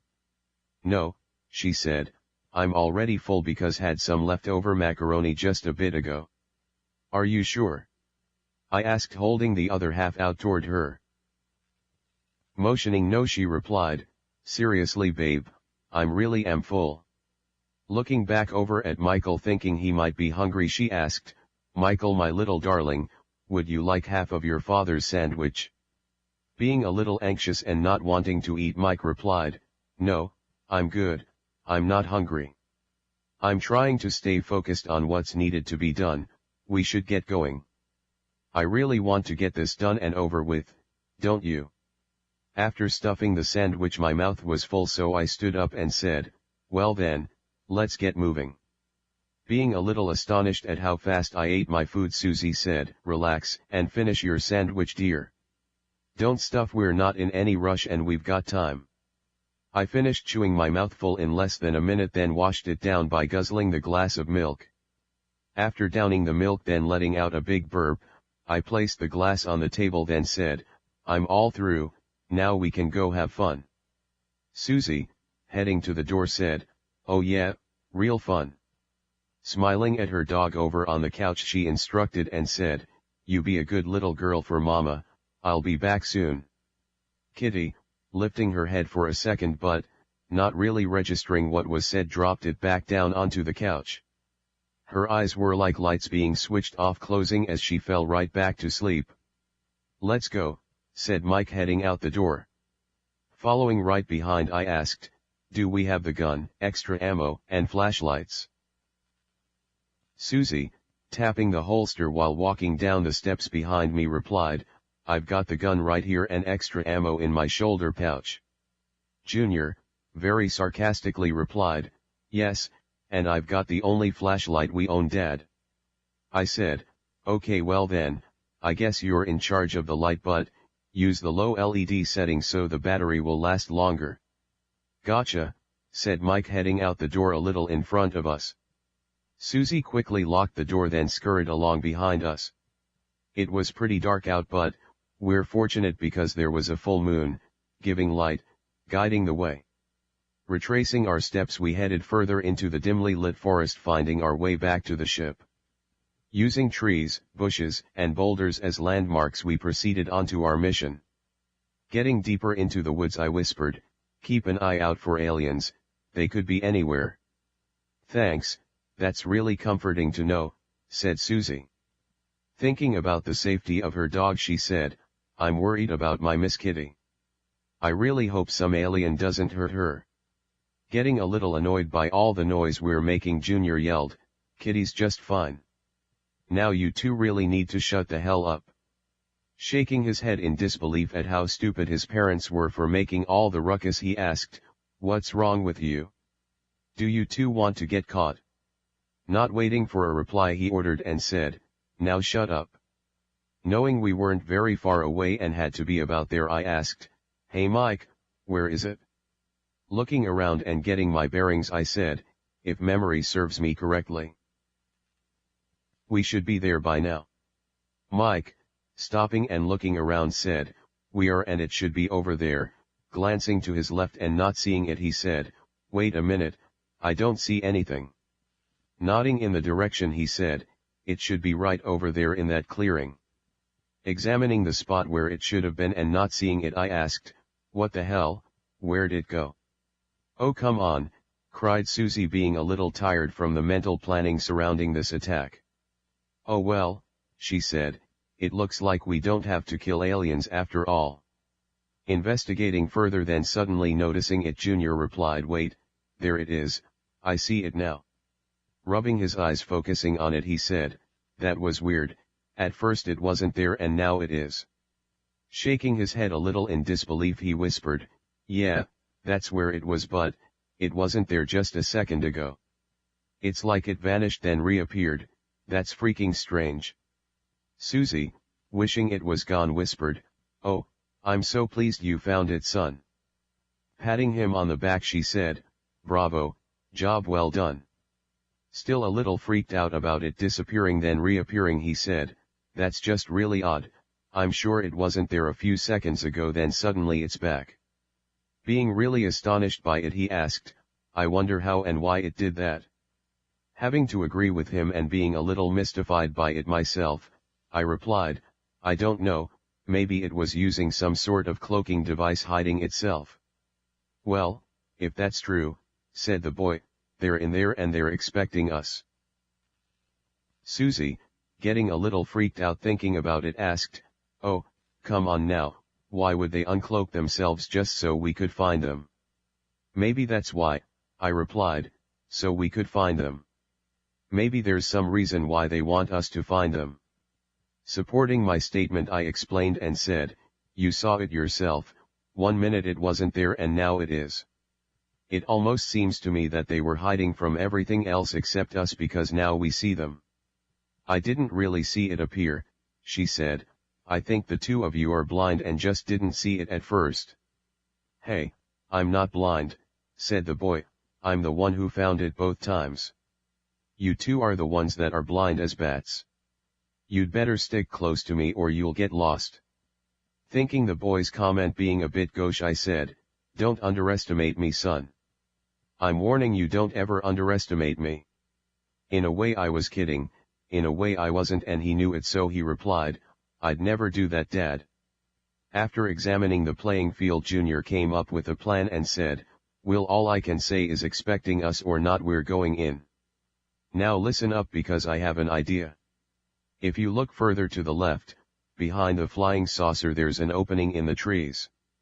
I think if we double back a bit then come in from behind we'll have the best vantage and escape point. Being pleased with the way his mind worked, I said, wow, that's amazing how you just thought of that, boy, I'm impressed. I didn't know you had that in you. Being very snide, he replied, Dad, I'd recommend you never underestimate my abilities. Either. Realizing he was a chip of the old block, I said, son, your point's well taken, just please, let's all be careful. I second that, said Susie, listening into our conversation. Yeah, I third that, agreed Junior, really not wanting to be killed by aliens tonight. As we headed around the backside of the woods, I asked very quietly, son, where'd you learn to infiltrate like this? Video games, he replied. Now be very quiet, Dad, we're getting awfully close to our entry point and we don't want to be heard. Pausing for a second then moving back towards us, he said, now here's my plan, Mom, I want you right beside me with the gun, and Dad, you grab that big stick over there so you'll have a weapon too. When we go in I'll shine the light, and Mom, well, you shoot anything that moves. Remember, be accurate because every shot's going to count.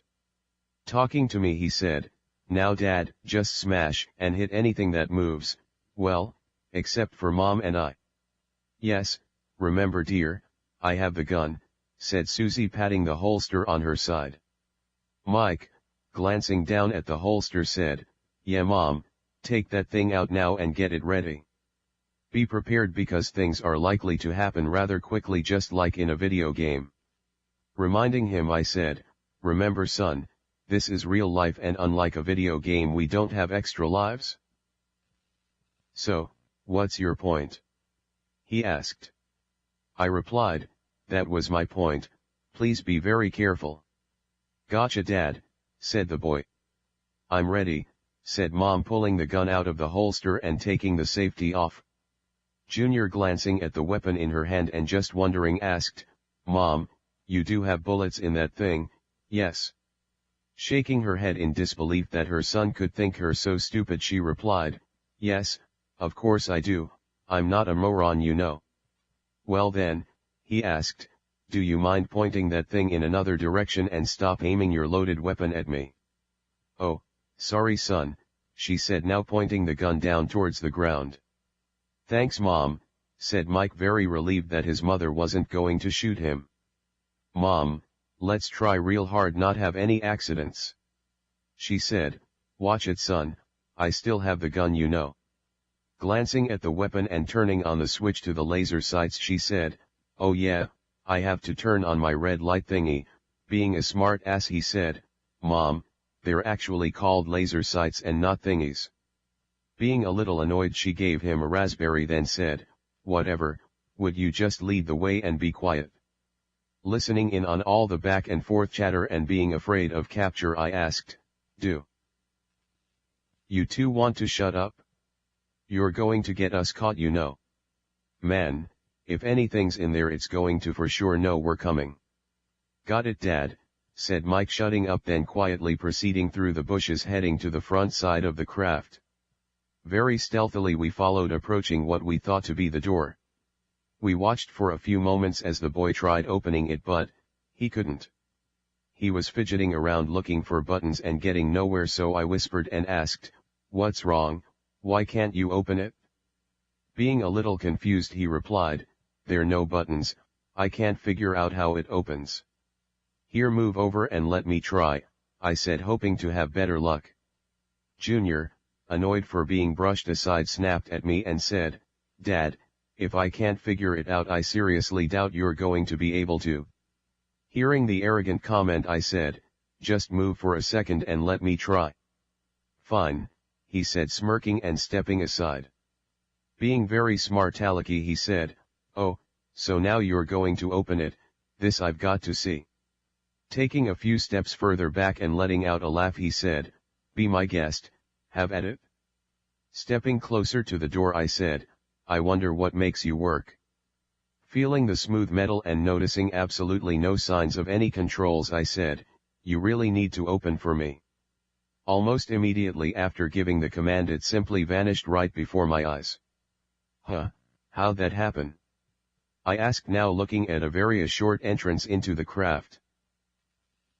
Pushing me aside, the boy yelled, "Move, quick, get out of my way.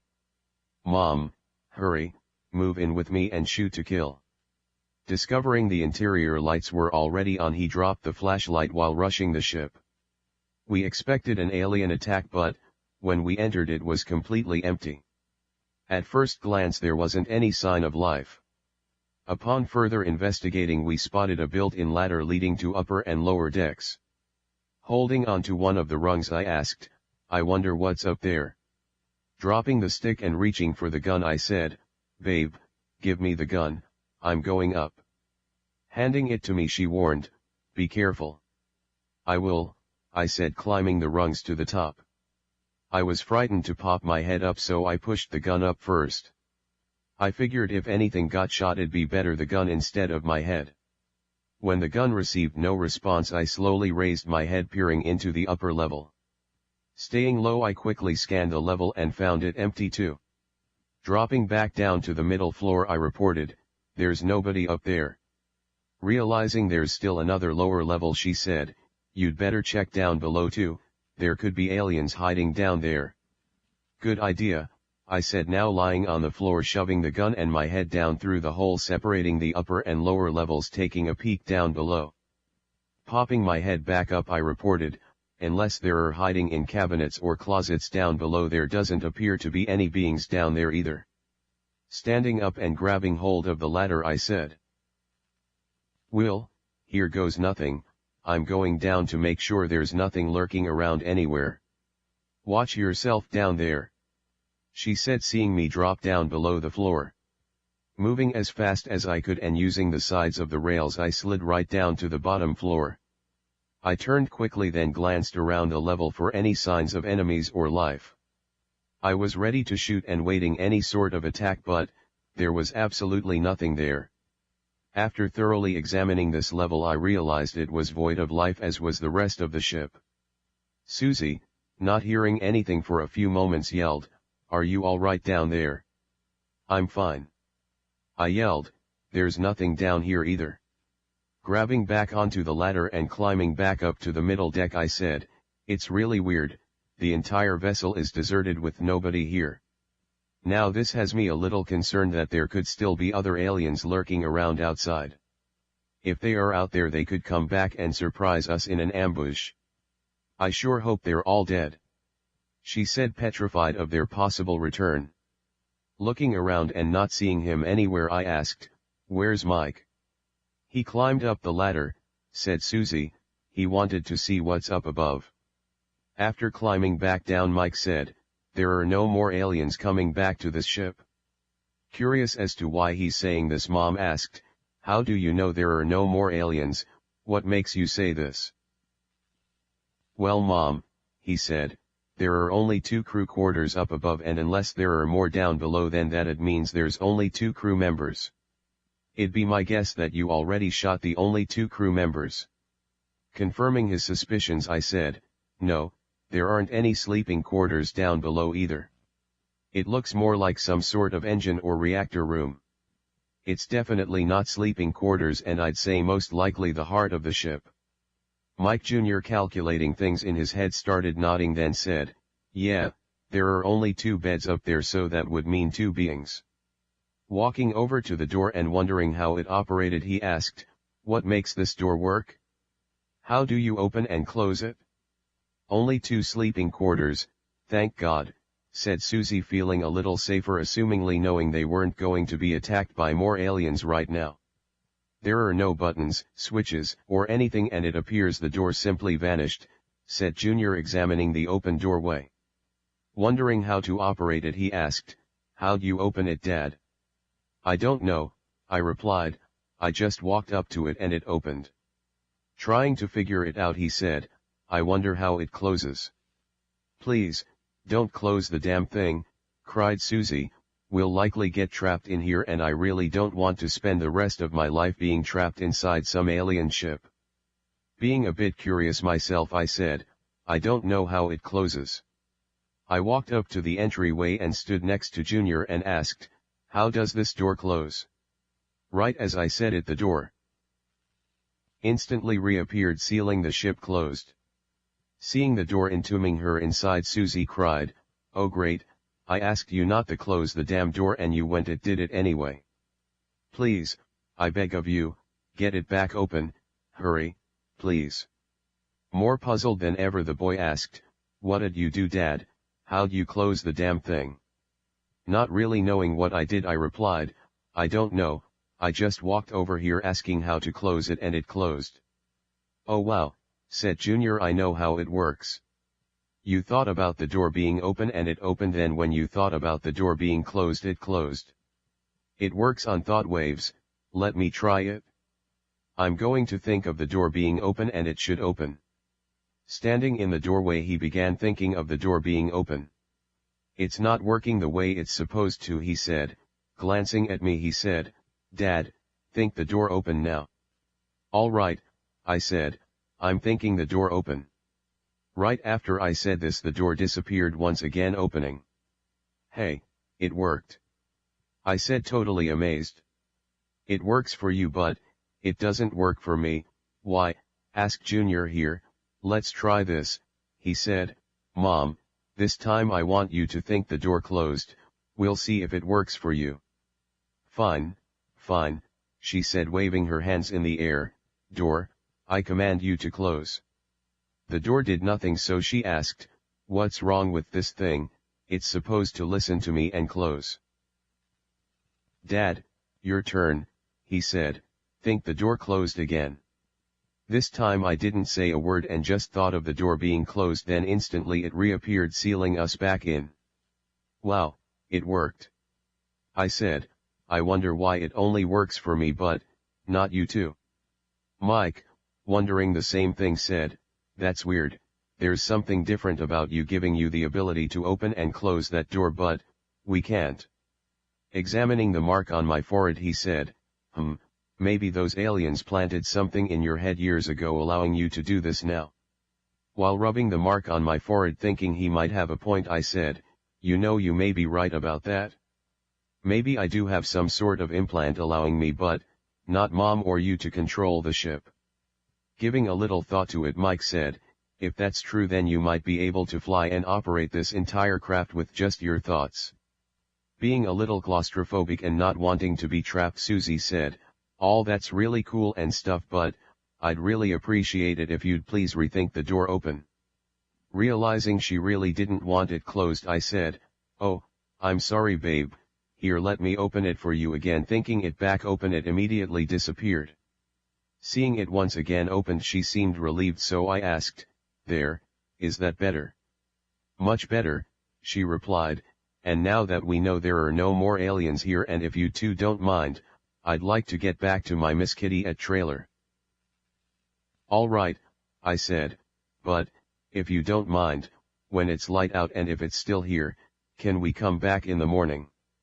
Wondering why we're coming back, Susie asked, well, if we already know that I killed the aliens, why are we coming back in the morning? Being extremely curious about the craft and my relationship with it, I replied, I'd like to check this thing out further. Why? She asked, this place gives me the creeps. Explaining myself, I replied, I'm really not sure why it is I want to come back, but something's telling me I really need to be here. Glancing around the vessel, I said, it almost feels like somehow or some way I'm part of all this. I find it intriguing the way this thing is listening to me and doing what I ask. Not really wanting to come back, but trying to satisfy my whims, she said, I really don't want to, but if you do, I'm coming with you. Wanting to leave right then, she said, you know, returning tomorrow sounds much better to me. Who knows, hopefully it'll be gone and we won't have to see it again. Wanting to get back to camp, she said, I'm really worried about Miss Kitty and I want to go. Taking the cue and seeing the door reopened, she exited the ship.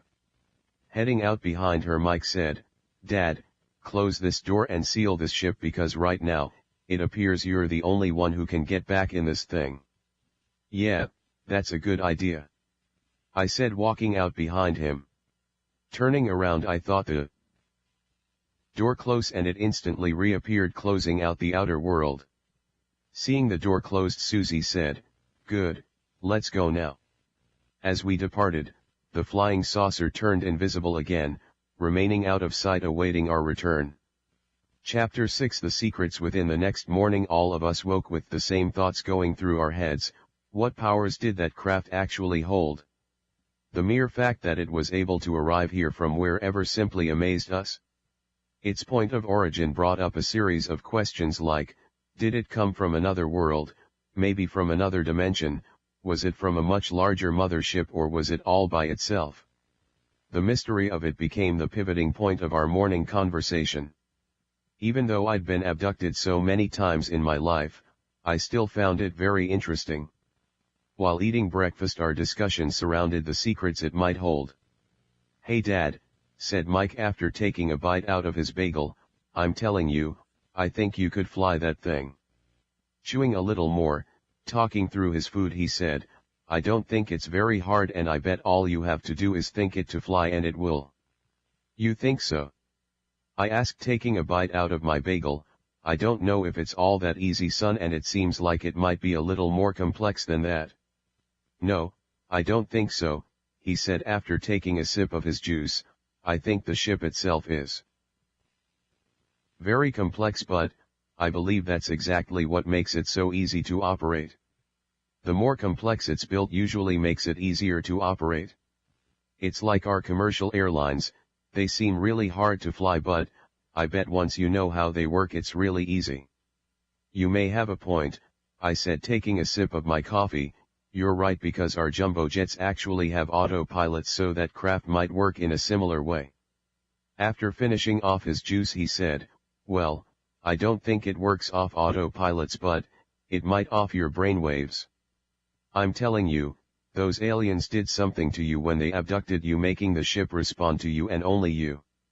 That's why the door wouldn't open or close for Mom or I, but it did for you. It all makes perfect sense, and I think you're going to be amazed by how easy it is to fly. Right after taking another bite of my bagel, I agreed and said, you might have a point there, son, and it did listen to me. It seemed to be only interested in my commands and didn't pay any attention to anyone else.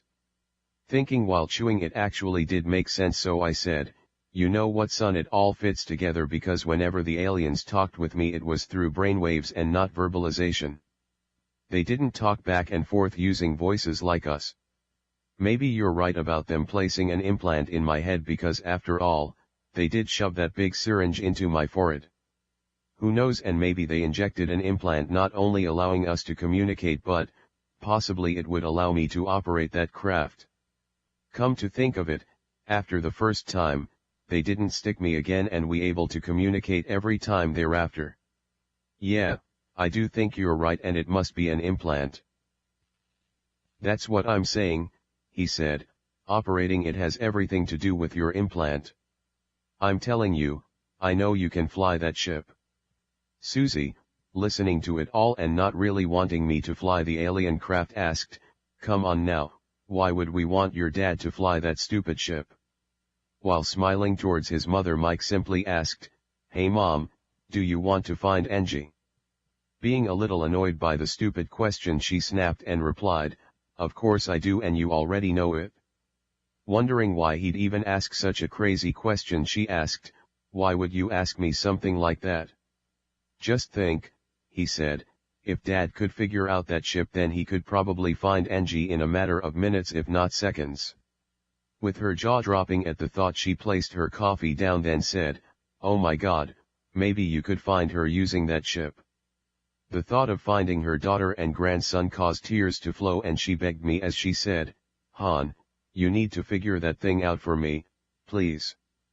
Being a little surprised by the sudden change in attitude, I said, "Boy, think the ship can do something for you, then suddenly you want me to investigate further." Still being a little scared about flying it, I said, "I don't know, babe, the thought of it kind of frightens me." With a full stream of tears now rolling down her cheeks, she begged more and said, "Please, just try for me." Wanting to make her happy, I said, "Well babe, for you and the family I'll try my best." Pushing the other half of the bagel towards me, she ordered and said, "Hurry, finish your breakfast, we need to get back to that ship right away so you can figure out how to operate it." Mike, laughing at her behavior, said, "Mom, you're crazy. 1 minute you want Dad to stay away from that thing and the next you want him to race back to it.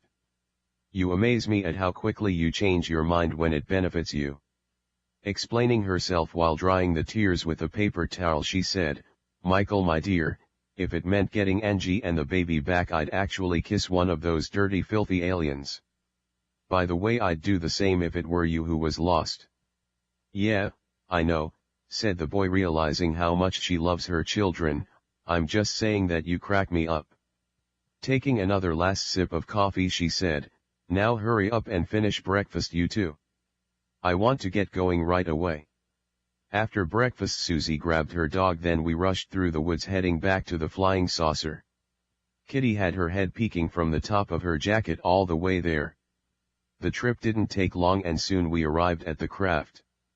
Once again, at first we didn't see it while approaching its location. Noticing it gone, I said, "Where the hell is it?" Right afterwards it immediately appeared right where it was last night. "That's so weird," exclaimed Junior. "It reappeared right after you asked, 'Where the hell is it?' That damn craft is actually hiding from everyone else and only making itself visible to you." "Dad, that is odd," I said, approaching it. "Door open," I commanded once again as it immediately vanished, letting us in. Placing the dog down on the floor and not wanting her to run away, Susie asked, "Hun, can you close the door? I don't want Kitty wandering off."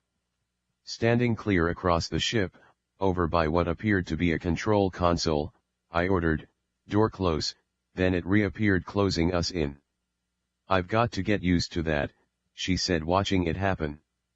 Mike and I began carefully examining the controls, looking for clues to its workings. The markings seemed to be in another language and I couldn't understand them. As I said, the characters look a bit like ancient Egyptian hieroglyphics, but I can't be sure because I'm not familiar with ancient text. Realizing I'd forgotten my reading glasses and left them at the trailer, I said, "This is driving me crazy. I'm having a difficult time making out anything because I didn't bring my reading glasses." "Do you want me to go back to the trailer and get them for you?" asked Susie. "No, it's all right," I replied, "I'll suffer through without them." Rubbing my eyes because everything was so blurry and getting a little frustrated by not seeing well, I said, "Man, I hate getting old and I sure wish I could see these markings better without glasses." Instantly after saying this, the blurriness immediately went away and everything became crystal clear and I was able to see like I was a kid again. "Wow," I said, my vision suddenly came back, I can see again. Re-examining the room, I cried, "This is incredible, nothing's blurry." Absolutely curious, the boy asked, "Dad, did your vision miraculously come back?" Being extremely elated, I replied, "Yes son, it did, and it's even better than it was before. It's amazing, I can see everything." "No way," said Susie, "you're kidding me."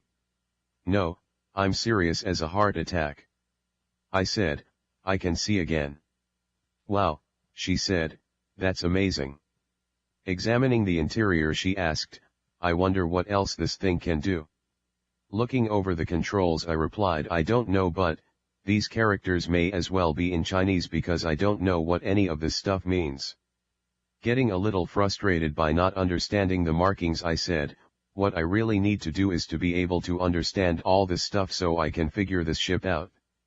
Suddenly, just like I was switched on, I was not only able to read all the markings but also able to understanding everything they stood for. "Man, this is crazy." I said, "I'm able to read and comprehend it all." "I know," said Susie, "I'm so happy for you that your vision came back." "No Han, you don't understand," I said, "not only can I see everything now but, suddenly now, I'm able to understand all these markings." "What?" asked Junior, "you actually know what all that stuff says and means?" "Yes, I do," I said, pointing at a button. "This one's for star charts, this one's for different dimensions, this one's for thought navigation, and its default is on. That's why I'm able to operate this craft as it's set to let me do so. It's designed to become part of the person operating it and uses symbiotic principles when performing any task. In other words, I believe this ship is an extension of me." Finding a problem with my theory, Junior said, "Dad, there were 2 aliens who operated this ship before you, at least that's what we believe." "Yes, so where are you going with this?" I asked. "Why would it suddenly listen to you?" he asked. "It was designed to operate with them telling it what to do, not you." Answering, I replied, "It's like you said, maybe I have an implant causing this ship to link up with me in the absence of its occupants. I'm not sure, but, for whatever reason, it's decided to work through me right now." Glancing at the controls, Junior asked, "So you're actually able to understand those Egyptian markings?" I replied, "Yes, suddenly I understand everything in here." "Let me show you, ship," I said, "I want to see outside, turn surfaces transparent."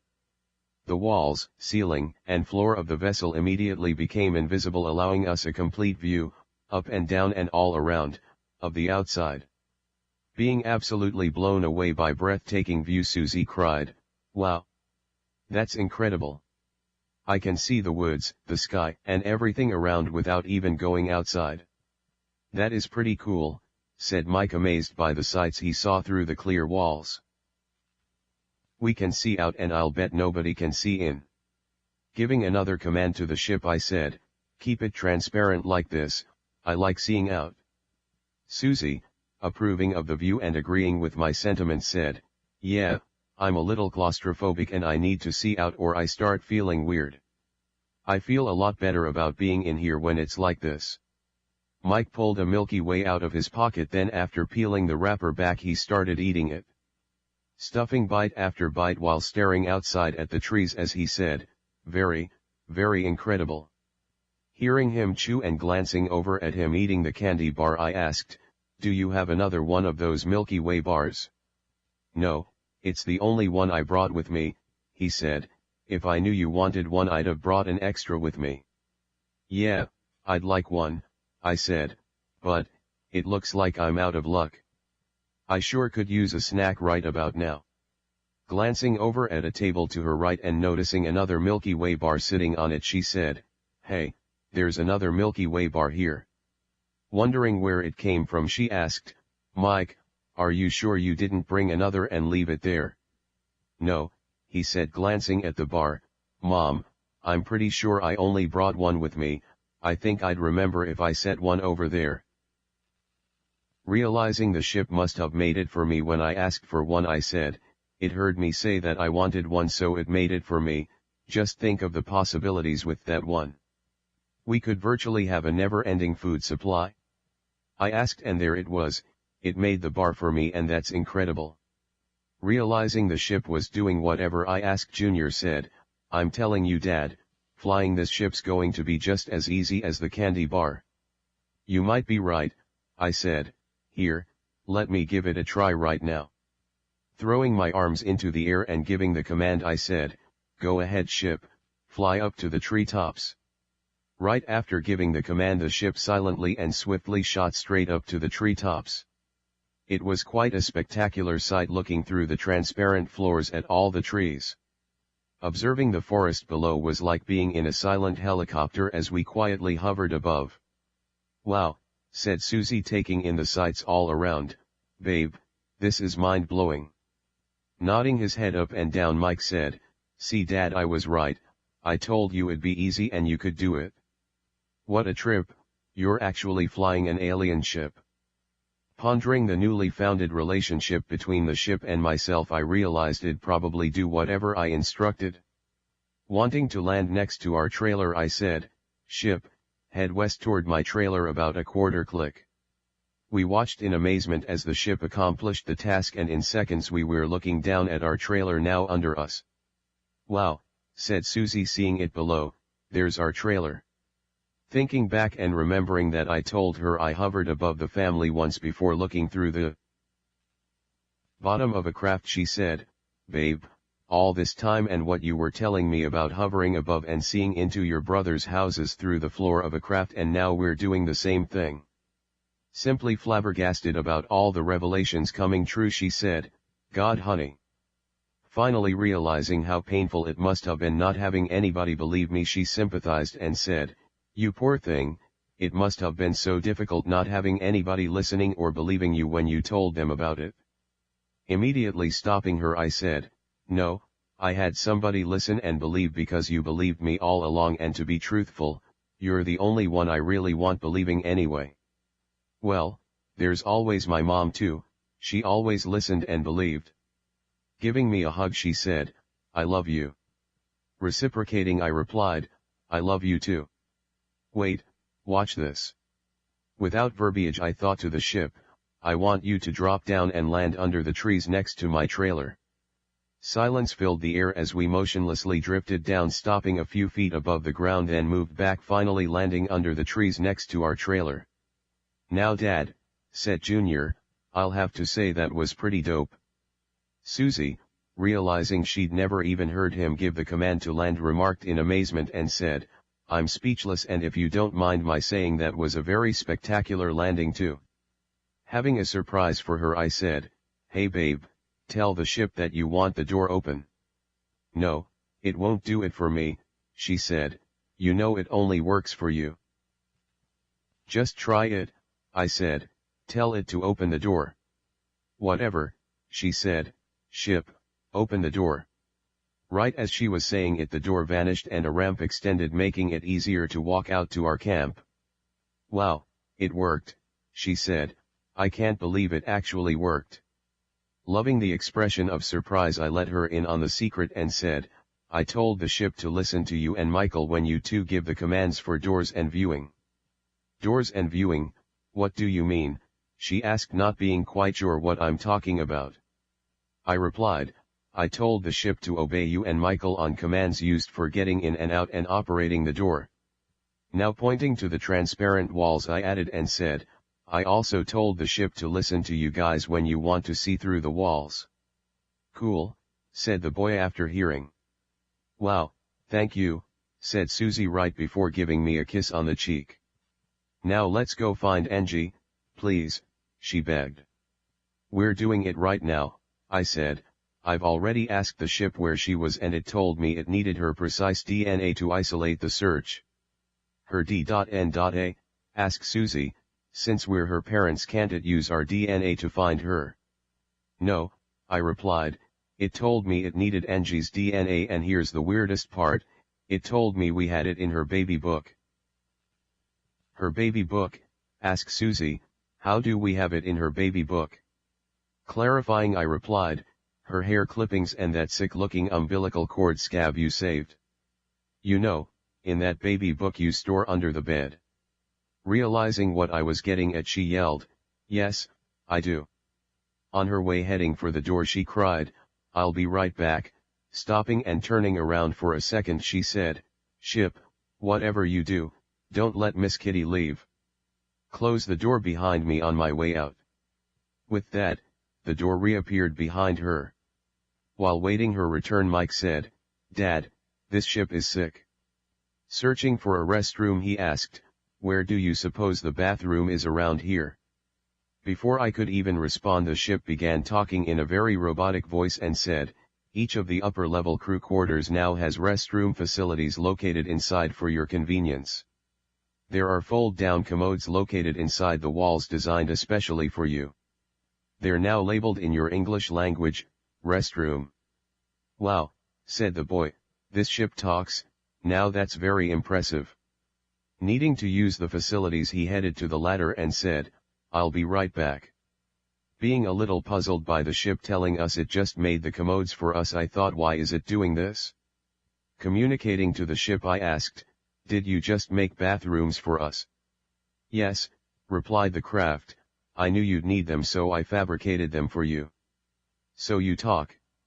I asked. "I not only communicate but read thoughts and understand your needs," replied the ship. "I've been awaiting your arrival and expecting you for a very long time." I thought to myself it was odd to be communicating with the ship this way, and I wasn't sure if I trusted it. It read my thoughts and knew what I was thinking, so it said, "Don't worry, you know you can trust me." Without saying a word, I realized there was silent conversation going on between the ship and I. It was both amazing and scary at how my mind was meshing together with it, allowing it to read thoughts. I really didn't like it knowing all my thoughts, so I considered it safer letting my mind simply go blank. To be honest, it was an alien vessel and I didn't trust it with my personal thoughts. It sensed my feelings, so it said, "I know you don't trust me and I understand why, but you must know that we mean you no harm. Something else you should know is the beings your wife shot and killed were androids and their mission was to bring you to me." Being a little set back at the comment, I asked, "You actually planned it out for my wife to shoot the aliens, why?" "Yes, it was planned," replied the ship, "everything's been planned from the beginning. They weren't aliens but, rather synthetics designed to perform the task of bringing you and your family to me." "You planned it since the beginning of what?" I asked. The ship instantly replied and said, "Since the beginning when you were a young boy. And we first talked.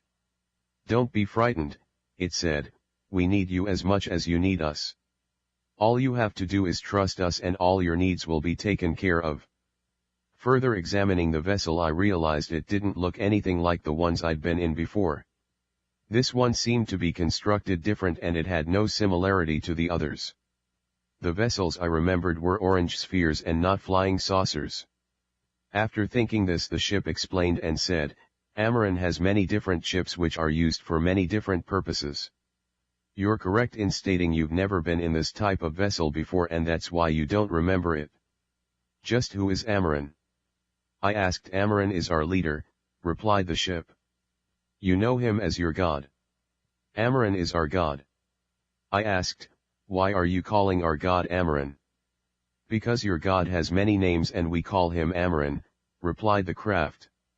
Just then Susie came running in the door carrying Angie's baby album, yelling, "I've got it right here." Quickly opening it and moving to the back pages, she pulled out 2 envelopes and holding them in the air she said, "I've got her hair clippings and umbilical cord right here." "Gross," I said, taking them from her hand, "but I guess it was a good thing you saved this stuff." After opening them and dropping the hair and cord scab on the table, I said, "Ship, find my daughter and her baby." Instantly a holograph map of Southern California appeared in the center of the room and Susie, seeing it, yelled, "That's Big Bear. It's just like the images Google Maps uses, but where are Angie and the baby?" Noticing 2 red flashing dots and guessing it was Angie and Agers, I pointed to them and yelled, "Ship, if that's them, please bring them here now." Almost instantly, they both appeared in the room with us. Angie's clothing was tattered and torn and she was holding the baby while yelling and screaming, "Oh my God, oh my God. Where am I, what's going on? Dad, Mom, what the hell's going on?" Susie, running up and hugging them both, cried, "Angie, Agers. Oh, thank God. You two are alive.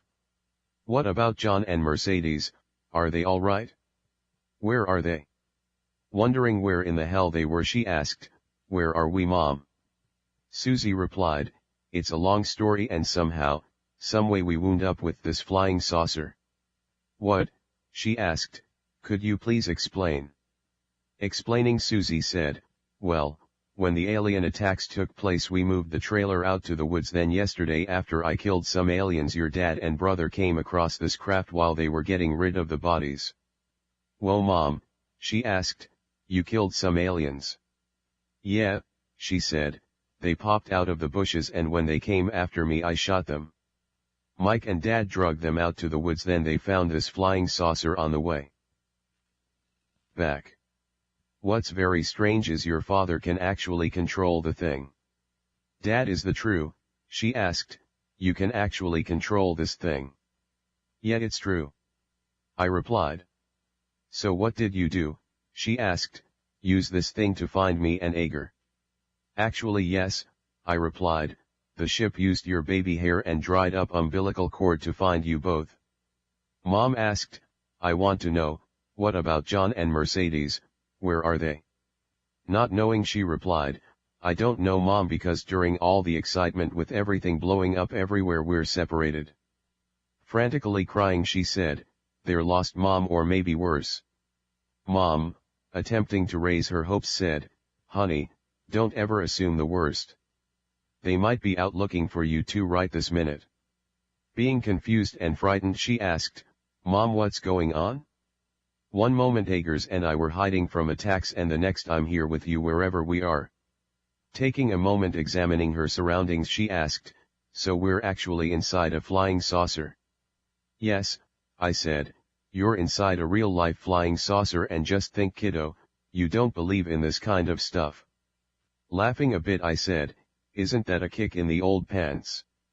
"Angie, sweetheart, it's all right," said Mom, patting her on the back trying to comfort her, "you're with us now and you're safe."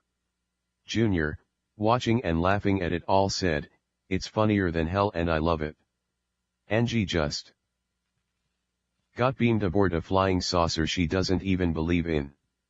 "Ha, ha, welcome to our ship, sister." "What do you mean by saying your ship?" she asked, "why is it your ship?" Junior replied, "Because it is ours." "Why is it yours?" she asked. Interjecting, I explained, "Angie, this ship was meant to be found by me because it was assigned to me. It's all strange and I don't have all the answers yet. We're just winging it as we go and it's all very new to us too. During the attacks we towed the trailer up here to Lake County and have been hiding here since. You're currently inside an alien flying saucer which we found." "That's what I was wondering about," she asked, "why is the craft yours and why has it been assigned to you?" "Well," I said, "as Mom said on the way back from dumping the dead alien bodies, your brother and I stumbled across what apparently was their ship. Somehow I figured out how to operate this thing and flew it over here, then had it find you and the baby, then had you transported here." "Dad," she said, "you can't be serious." Seemingly even more confused, she asked, "How do you just find an alien craft, then fly it here, then transport me and Agers to it?" Seeing how she didn't understand any of it, I replied, "Honey, I know it's all a bit tough to digest, but just understand that right now you're in an alien craft with your mom, brother, and me." Noticing the burns on her forehead, I said, "I'm sure glad you got my message and put those burns on you and the baby." Seeing the smile on the little guy's face, I said, "Well, little guy, you don't seem any worse for the wear, you're still smiling." Angie said, "Dad, he always smiles and you know it." Still wondering, she asked, "What's with all the aliens and what's going on?" Trying to explain, I replied, "What I was told is there's this really big battle between right and wrong, good and evil. The one in charge of it all and allowing this battle to be fought is called Amaran. What battle? She asked, and who in the hell is Amaran? Well, I replied, believe it or not, they told me Amaran is God. Finding it all unbelievable she said, for crying out loud Dad, so what you're telling me is some damn alien is God? Being totally floored she asked, are you serious? My lack of response informed her I wasn't making it up, so she said, you are serious and you're telling me we're living Armageddon right now and these are the last days before God comes? Reaching up and feeling the burn on her forehead she said, so, that's what the burn marks are for on our foreheads, and I see Mom and Michael have them too. Thinking of a Bible passage she remembered from Revelations she said, the ones with the marks on their foreheads are left unharmed. So Dad, do you think this stuff is actually happening now? If so, where's it all leading, how will it end and what's next? Not really knowing exactly how to properly respond I replied, I'm not really sure. We'll just have to wait and see. Changing the subject Susie said, you know this ship seems a whole lot roomier than our trailer and I'll bet we'd be a whole bunch safer staying here instead. Thinking she might have a good idea I asked, so do you want to move out of the trailer into the ship? Yeah, that was my thought, she replied, I think we'd be better off, and besides, who knows, the way you're able to fly this thing just might come in real handy. I really didn't like the idea of leaving the trailer for the craft, but it did seem a logical thing to do. In light of the fact our planet was under alien invasion I agreed and said, all right, we'll do it, but let's make sure to bring all the food we took from Costco over here. I'm not sure where we'll put it, but we'll find room somewhere to store it all. The flying saucer said, there's plenty of room upstairs. All you need to do is go over to the trailer and touch whatever it is we want over here and I'll transport it for you. Hearing the ship talking, Angie asked, the flying saucer talks too? Hearing it talking for the first time and being a little surprised, Susie said, yeah, that's a new one on me too. This is cool, said Junior, the ship's going to move all the stuff over here for us and we don't have to lift a finger to help. I think I could learn to like living here. Seeing his laziness I said, son, you're unbelievable. Let's get next door so we can tell the ship what stuff to transport over. Noticing the very small opening leading to the upper deck and realizing the beds that were already there were way too small I said, it's a good thing we don't have to attempt moving the queen mattress up there as the ship's going to do it for us. Yeah, I didn't think of that, said Susie, those beds up there are really rather small and we are going to need our mattresses. The ship said, the bed platforms in the upper level quarters have already been enlarged with your mattresses already in place. Wow, she said, now that's what I call service. Knowing the ship was reading all my thoughts I didn't comment or even cast a thought, but however, remained silent while heading out the door with Susie, Mike, Angie, and the baby.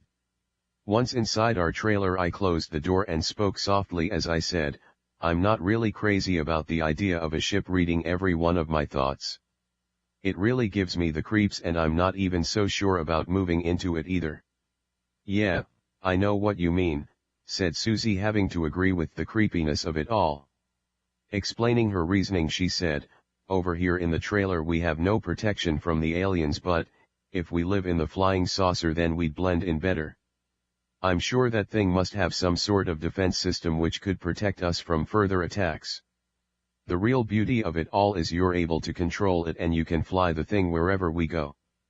I think it's safer for us and I believe we'll all be better off. I do agree with you though, and I don't like the idea of it reading our thoughts as it's really extremely invasive. Yeah, how does it read thoughts? Asked Angie, not aware of my implant. Trying to explain, Mike replied, Dad's has an implant in his head which not only is allowing the ship to read all his thoughts but also allowing Dad to operate it too. Giving it some thought, Angie agreed and said, wow, you're right, that's pretty creepy having something reading your thoughts. Yeah, I said, I'm not sure if we should trust this ship or not. You know, just a little while ago it told me something very interesting. It said that your mom shooting the aliens and us finding the ship was all set up and meant to happen. It told me those aliens were actually androids or synthetics and the entire event was staged and pre-planned. What do you mean by set up or staged and pre-planned? Asked Susie, really wanting to know. Well, I explained, it told me that the 2 aliens you shot were expendable androids and you shooting them was all planned out. It also told me that I was supposed to find this ship, then went on telling me that it'd been waiting for me for a very long time. Dad, that's very creepy, exclaimed Angie, folding her arms, shivering at the thought. Yeah, I thought so too, I said. Then it told me that it'd been waiting for me since I was a little kid. Huh, that is peculiar, said Susie, just finding out about this now. Being a little freaked out and not knowing what to do, she asked, "What do you think we should do?" Realizing there wasn't much we could do, I replied, "I don't think we have much choice in the matter because it's not like we chose it, but it chose us. It's possible if we make a run for it, it'll track us down, then when it finds us it'll probably kill us for betraying it. Yeah, the way I see it, we don't have much choice at all whether or not to go along with its plans. It pretty much has the upper hand on us and it's probably best if we play along for the ride. Think of it like being in a Trojan horse and we can use it to camouflage ourselves from their attacks." Junior was very puzzled at why it was even interested in me, so he asked, "What do you think it wants from you, Dad?" Being just as confused as him, I replied, "I don't know, I've been wondering the same thing for years." Susie said, "Well, the thought of running races through my mind, but, at this point, I have to agree with your father that we don't have much choice in the matter. If we run it'll find us anywhere we go, and I'm pretty sure when it tracked us down things wouldn't turn out very well in the end. Besides, it's not so bad, it brought Angie and Agers back to us." Having to agree with her, I said, "Yeah, you're right, without the ship I don't think we'd ever have found Angie or the baby." "That damn ship," said Junior, "it would have to find her." "Watch it," said Angie, "I'll have to beat you up like I did when you were little." "Yeah, sure," said Mike, "that'd be the day." Cutting them off, I said, "Remember, the ship reads thoughts, so I think we'd all better watch what we say and think around it." "Got you," said Mike, understanding the possible dangers involved with it finding out too much about us. Not liking it but realizing the importance of keeping her thoughts private, Susie said, "Yeah, it won't be easy, but I understand too, there's no thinking around the ship." Angie, feeling very violated at the thought, said, "I don't like it either, but I'll go along with it for now." The fact of the matter was, none of us really liked the way things were going, but we all knew it was within our best interests to stay with the ship. We knew we couldn't get away, and even if we did, it'd just find us. I really had no idea what it wanted with me, and the thought of it baffled my mind. We knew to keep extremely guarded thoughts out of our minds because the ship was reading our brainwaves. It bothered me deeply not knowing if it was friend or foe, as we were about to embark upon a new living arrangement in the belly of that ship. I began feeling a bit like Jonah and the whale, facing no way out until I was spit up on shore. Chapter 7. The welcoming committee. Moving our belongings was easier than expected, as all I had to do was touch an item while the craft built up an inventory in its system. When finished, we went back to the ship where I gave the command to move all the tagged objects over to the saucer. Upon entry, I noted 4 reclinable swivel rocking chairs that had been newly installed in the control room. Sitting next to the 4 larger chairs was a smaller one, apparently for the baby. Amazed that they simply appeared out of nowhere and wondering how, I asked, "Wow, where did these chairs come from?" Making an attempt at being nice, the ship replied, "The recliners are considered welcoming gifts from me to you, hoping you'll start liking and trusting me a bit." Not sure quite what to say and making a stab at the right words, I said, "Hey, I guess I owe you an apology." Realizing maybe the ship was seriously trying to help me and my family and letting my guard down, I said, "Well, heck, I don't know what to say. You know, usually when I have a friend I like to know his name so we feel more comfortable with each other." Wondering if it was called by name, I asked, "My name's Mike, so, what's yours?" You can call me Jonah, replied the ship. Being totally blown away by the idea of the ship knowing the story Jonah and the whale, I said, "Oh my God, you heard everything we said while we were next door." The ship didn't respond, so I asked, "What do you want with my family and me?" "I want to take care of you," replied the ship. "It's what I was designed to do. I was created with the sole purpose of watching out for you and your loved ones." Wondering why I was selected to be watched, I asked, "Why me? What's so interesting about me that anyone would want to watch?"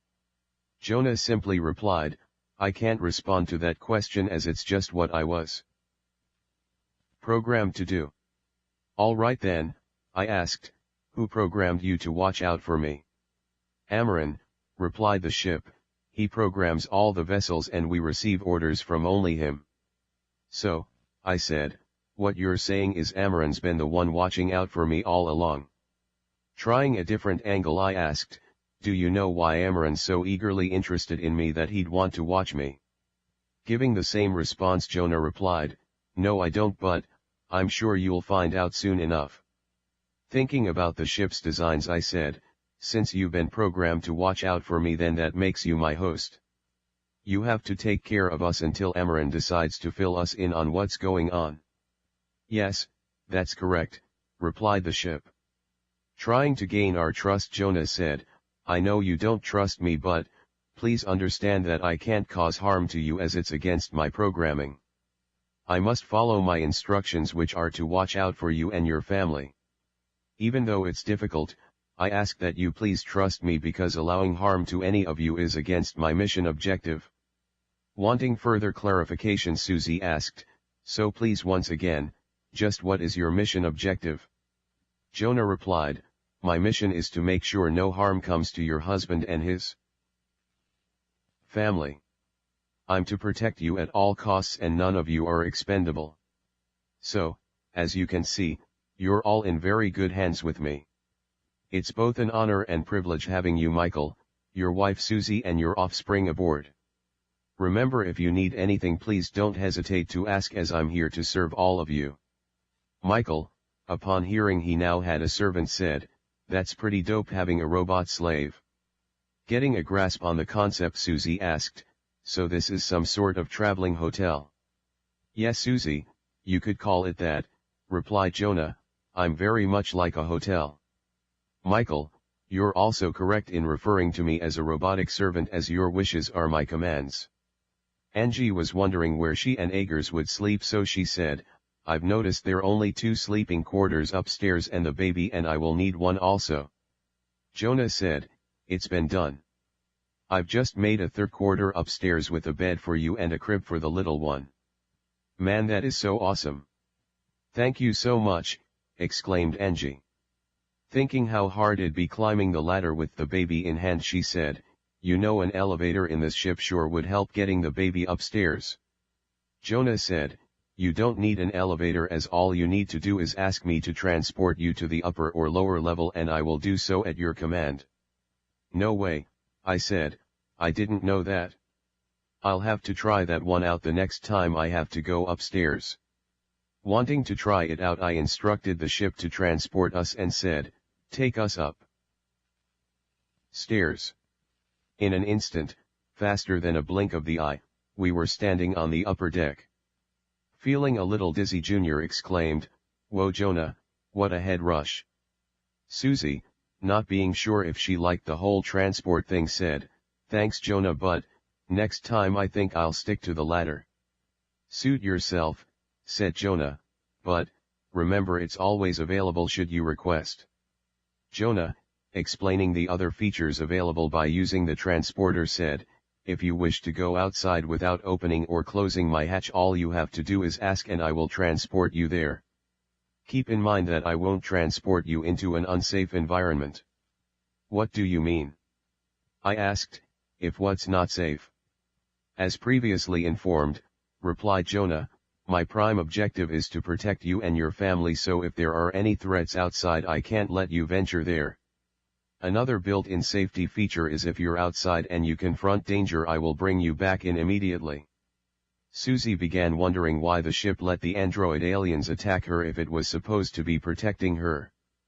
Thoughts ran through her mind wondering why it didn't protect her from them. "Susie," said Jonah, "I'm reading your thoughts and you're wondering why if I'm supposed to protect you then why did I let those two androids go after you?"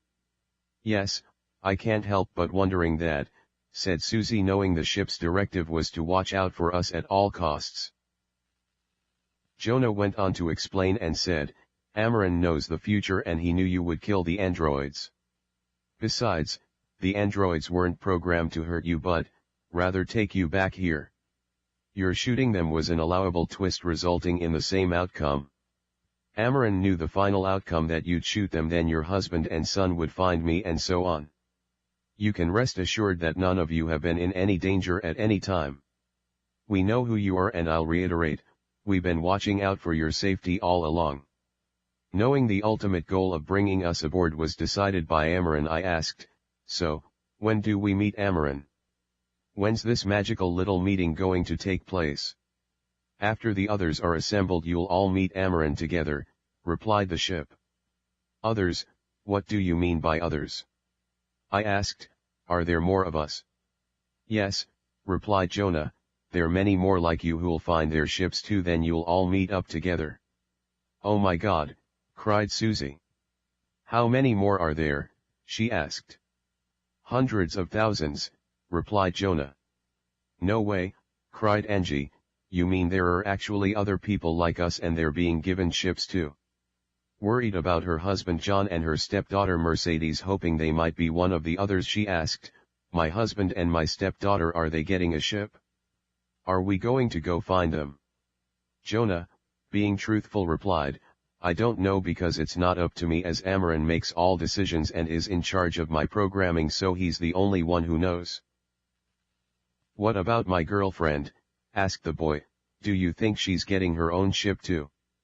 Jonah, maintaining the truth, reiterated and replied, "Once again, I can't tell you because I don't know."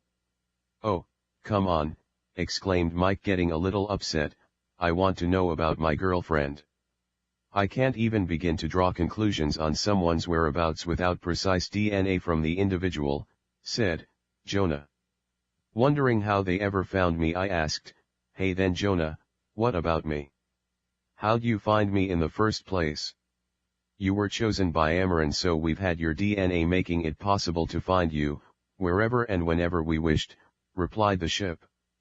Really wondering, I asked, "How long ago did Amaran choose me, Jonah?" "I don't have access to that information," he replied. "I know what you've gone through in your life and understand how it must have affected you, but I simply don't have access to the information you want and only know you've been part of this since childhood." "Let me guess then, Jonah," I asked, "Amaran's the only one who knows exactly how long ago I was actually chosen?" "That is correct," replied Jonah. Staring at the pile of belongings that had been transported over and wanting to get done with the work, Susie asked, "Honey, before it's too late we really need to get moving and start putting this stuff away. We've got a really big job ahead of us and I'd like to get it done." Digging in and grabbing some of my stuff, I replied, "Well, let's put it away now." Thinking it'd be cool to listen to music while working, I asked, "You know, Jonah, what would be awesome?" Jonah stopped me and replied, "Some tunes. You'd like to hear some music, so I've chosen one from your collection of MP3s. Instantly one of my favorites began blaring throughout the ship. "Hey Jonah, nice system," I yelled, "it's a fantastic song choice too," I said, grabbing some more of my clothes and bringing them into our quarters, dancing on the way. We swiftly worked and soon, with a lot of help from Jonah, everything was put in its place. The space usage inside the craft was incredible, as when you opened a cabinet its interior was larger than the exterior, making it easy to fit everything. Strangely enough, the ship was constructed the same way, with its visual exterior being smaller than its actual interior. The inside decks were huge, but, for some reason when you went outside everything was much smaller. Realizing I was amazed by the ship's construction, Jonah explained, "Mike, the reason why my interior looks bigger than the exterior is because it is. Amaran controls all space and time, therefore he doesn't have to conform to your parameters when designing things. If you controlled space and time, you'd do exactly what you'd want to also. After pondering what he said, I replied, I guess you're right about that, Jonah. If I could control space and time, I'd make everything as big as I needed also. It'd be awesome not having laws of physics governing me, and the possibilities would be unimaginable and endless. Reading my thoughts, Jonah said, Mike, you're thinking Amaran must be a very powerful being.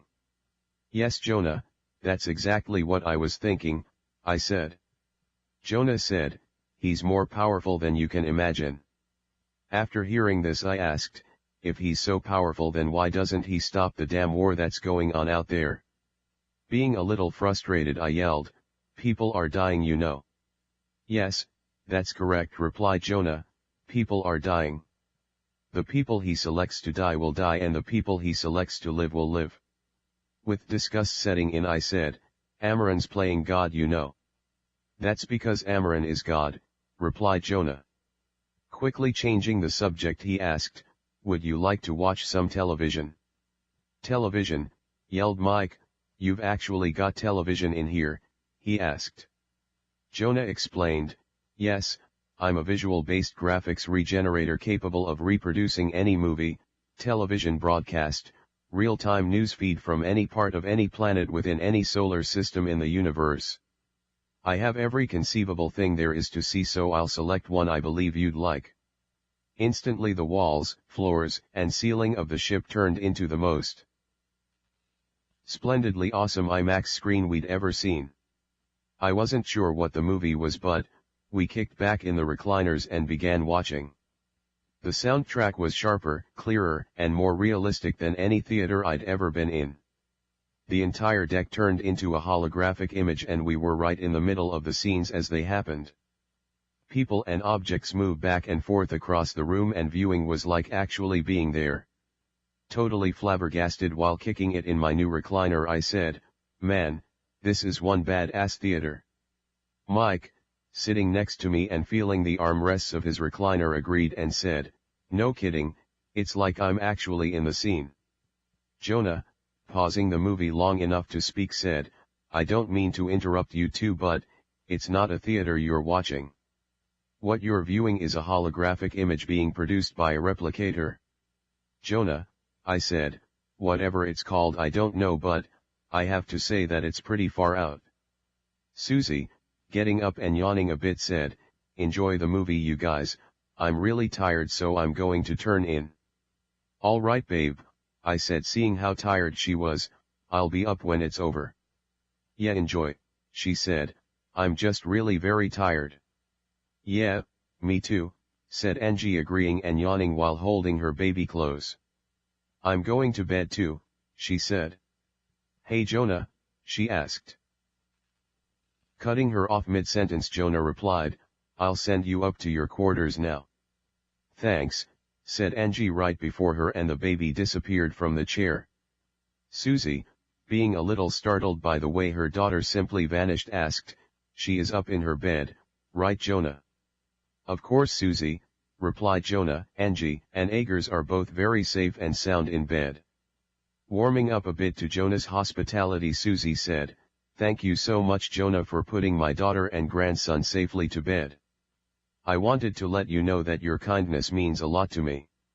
Susie, you're very welcome, replied Jonah, it's a pleasure doing things for you. Feeling comforted by her family all being under the same roof once again, Susie said, hey Jonah, I haven't properly thanked you yet for bringing my daughter and grandson back, so I wanted to do so now. Thanks so much. You really don't know how much that means to me as a mother to have them safe with me. I do, said Jonah, I know exactly how you feel. By the way, I'd be happy to transport you to your room also. I want you to know that the process is perfectly safe. You know what, she said, rethinking her earlier position regarding not being transported. I've changed my mind, you can transport me to bed too. Very well, said Jonah, but not before you give your husband a kiss goodnight. I'm beginning to like the way you know what I'm thinking right as I'm thinking it, she said, Saves a whole lot of hassle, said Jonah, finishing off her sentence. That's a little weird, the way you finish off my statements, but, she said, I guess I don't mind it coming from the one who saved my daughter and grandbaby. Right after kissing me on the cheek she said, I'm ready, Jonah. I know, said Jonah, removing her from the room, sending her off to bed. Michael and I were obviously sleepier than we thought because we both dozed off to the spectacular holographic display being put on by Jonah.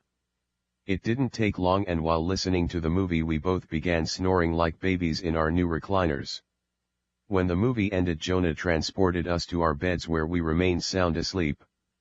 Around 3 a.m. we were roused by the sound of Jonah's voice and flashing red lights going off about the ship. We wondered what all the commotion was about, so Jonah explained and said, Mike, Susie and family, you need to wake now as there's imminent danger approaching the ship. Sitting up in bed wiping the sleep from my eyes I cried. Jonah, what is it? What's the ruckus about and what's going on? Jonah turned the ship's walls transparent so we could see what's going on outside and replied, There, now you can see for yourself. There was an angry mob of people ranting and raving around the ship holding lit torches and guns. They were firing off random shots, throwing burning Molotov cocktails at the ship while beating it with baseball bats. Watching the angered display, Jonah said, I'd say they do want to harm my occupants. One man yelled, Get out here now, you filthy alien bastards.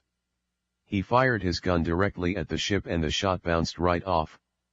Hey Jim, watch it, yelled another man in the crowd, your shots are ricocheting off that damn flying saucer whizzing past us. The angry mob was beating on the vessel with whatever they could find in attempts of getting in. It was useless as anything they tried had no effect on Jonah's tough exterior and simply bounced off. This must be the door, shouted a teenaged boy while attempting to pry it open with a crowbar.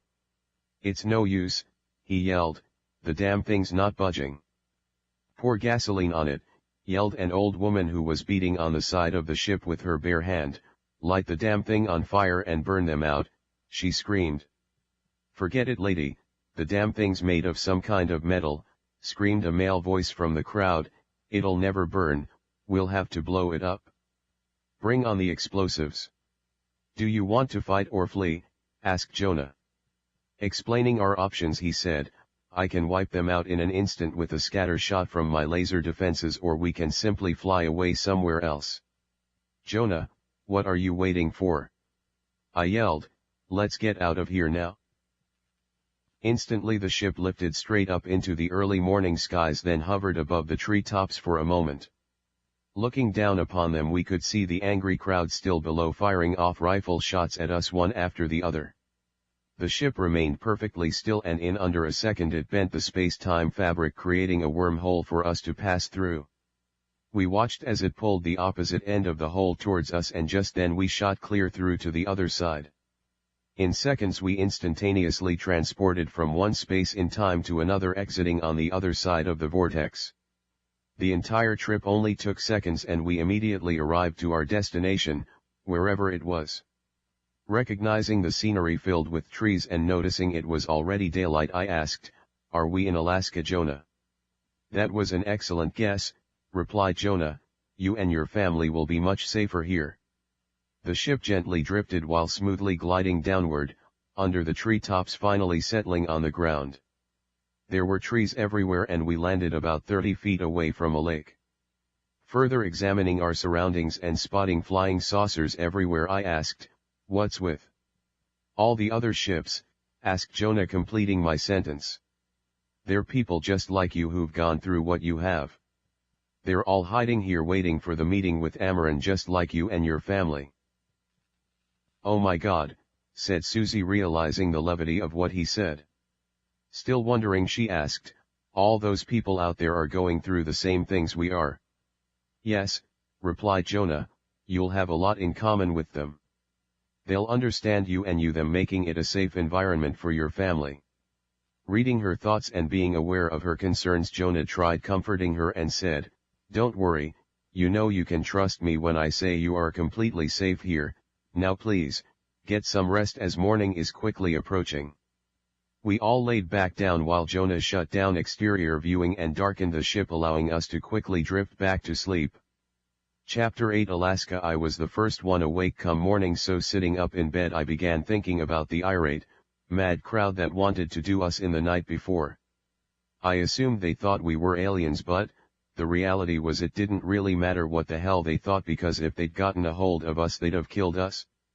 I seriously didn't believe they'd have been very understanding about us taking up shelter in an alien flying saucer.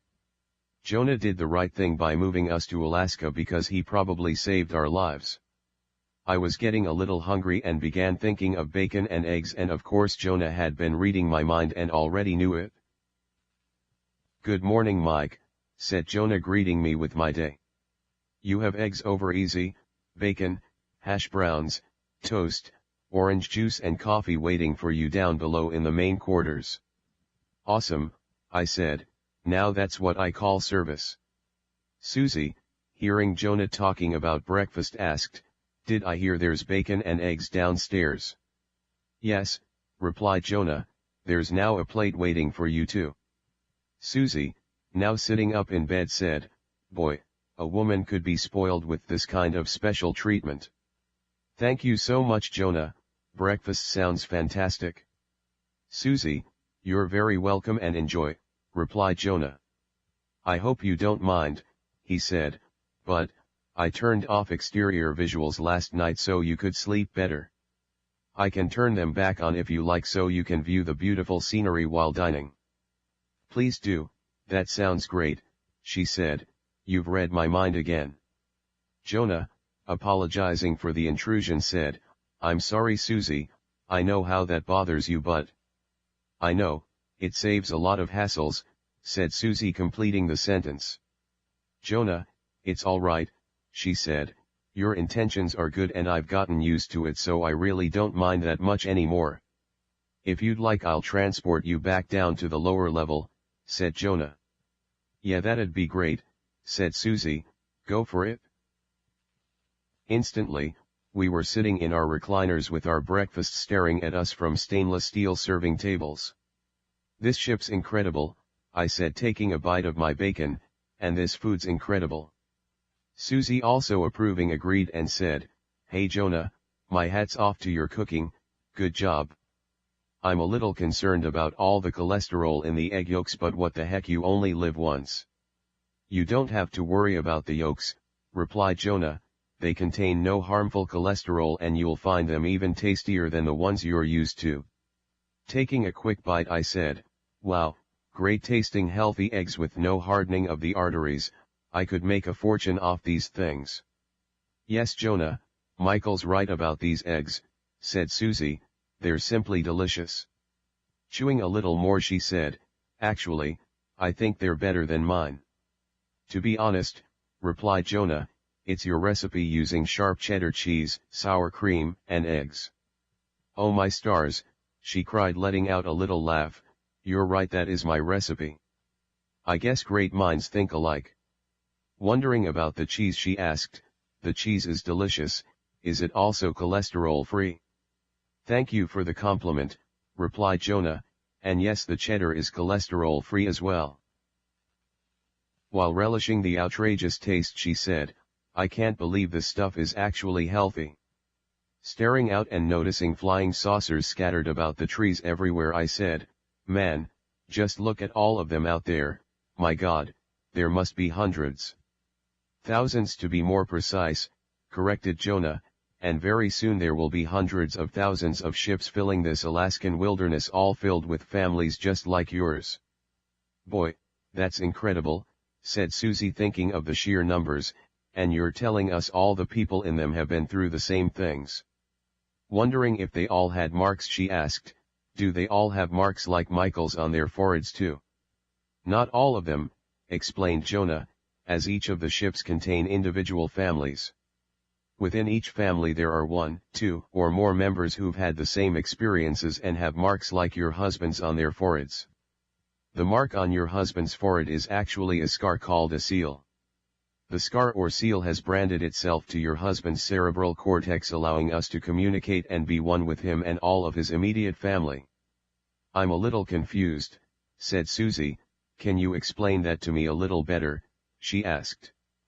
Certainly, said Jonah. Your husband, your daughter, your son and little Agers are all connected to me via your husband. I'm able to understand you and you me because we're all communicating through your husband's cerebral cortex bond. If you try you'll be able to talk to your husband and family without even speaking. Just think a comment to whomever you want and it'll be sent to them telepathically. Silence filled the room as Susan thought, honey, do you hear me? The room remained silent as I replied and thought, loud and clear. Hey Mom, are you hearing me? Thought Junior. Yes I am, replied Mom thinking back to him. This is a trip, thought Susie. I'm thinking this right now and everybody in here's receiving it, yes?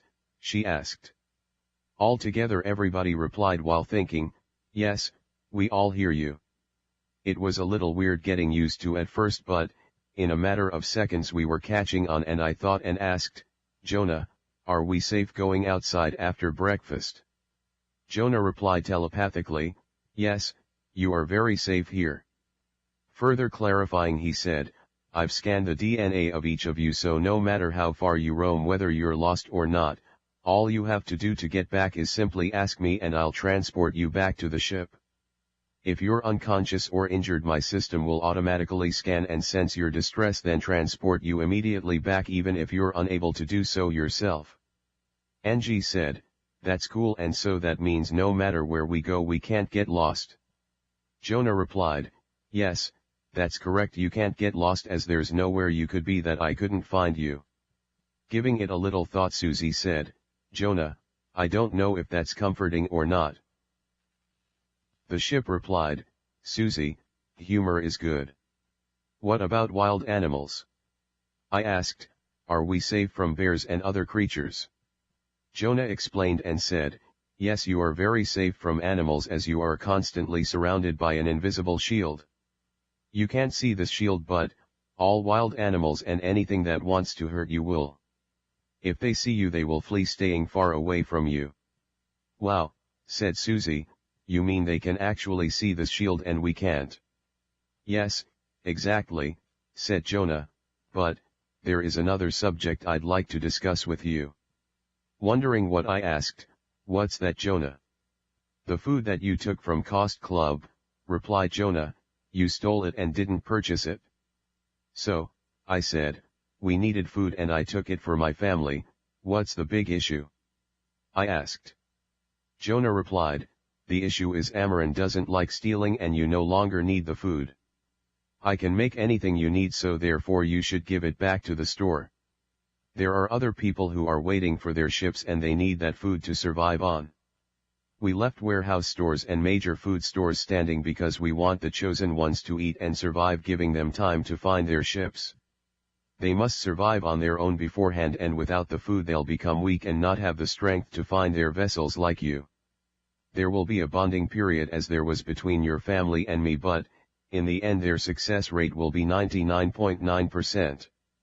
The ones who don't make it will be the ones who'll turn against us. In the first place, the stolen food needs to be returned because it will please Amaran and it will help others feed their families until they find their ships. So what do we do? I asked, fly back down to Cost Club and drop it off. No, that won't be necessary, replied Jonah, I can transport it there for you, do you want me to do so? He asked.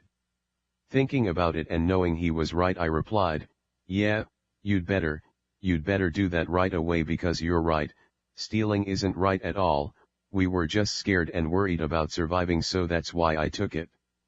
It's been done, said Jonah, and by the way, congratulations on your appropriate decision.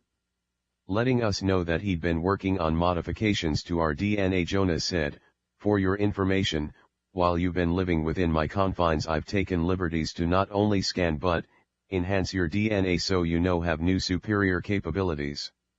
You've all been updated so now you'll be able to perform certain tasks much better and more efficiently than before. An update? I asked, like a computer update. Yes, very much like a computer update, replied Jonah, you can now run much faster, jump much higher and leap much further than ever before. You'll also notice other enhancements making you stronger than before. Susie, not really approving of him messing with her DNA, said, Jonah, don't get me wrong and I really like you and everything, but, could you please discuss it with me before you go altering my D.N.A. Letting him know she really didn't want him changing her around without knowing or giving consent, she said, it really starts pissing me off when people or things start changing me around without even asking. You know, I am a person and I'm in control of my own decisions. I understand completely, replied Jonah, but, my directives are pre-programmed by Amaran himself and I simply do what I'm told. Wondering exactly what he was, I asked, what are you then, a machine, computer, robot, android or living? Jonah explained, I'm basically a programmed android ship and not capable of making my own decisions, as Amaran is the one controlling not only me but, all the other vessels you see out there. What about those flying saucers that were attacking the people and our neighborhood? I asked, were they programmed to kill off all those individuals and destroy their homes? No, they aren't, replied Jonah, those vessels are not Amaran's and are enemies of ours. They were once part of Amaran's forces, however they broke away and became renegades fighting against Amaran and us. They are the ones responsible for all the death and destruction of your world, not us, as we're here to save and help those deserving saving and help. So who decides which ones deserve saving or help? Asked Susie, someone's playing God here. Amaran is God, replied Jonah. He's the one who created this world and all its life, so he's the one deciding who gets salvation. Realizing his commands must be coming from Amaran, I asked, and Amaran's in charge of you, right? Yes, exactly, replied Jonah. All right, I get it, I said, you're just doing what you've been programmed to.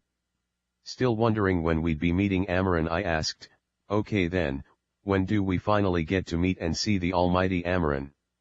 Jonah replied, as I already stated, when everybody arrives and Amaran's ready you'll all meet him.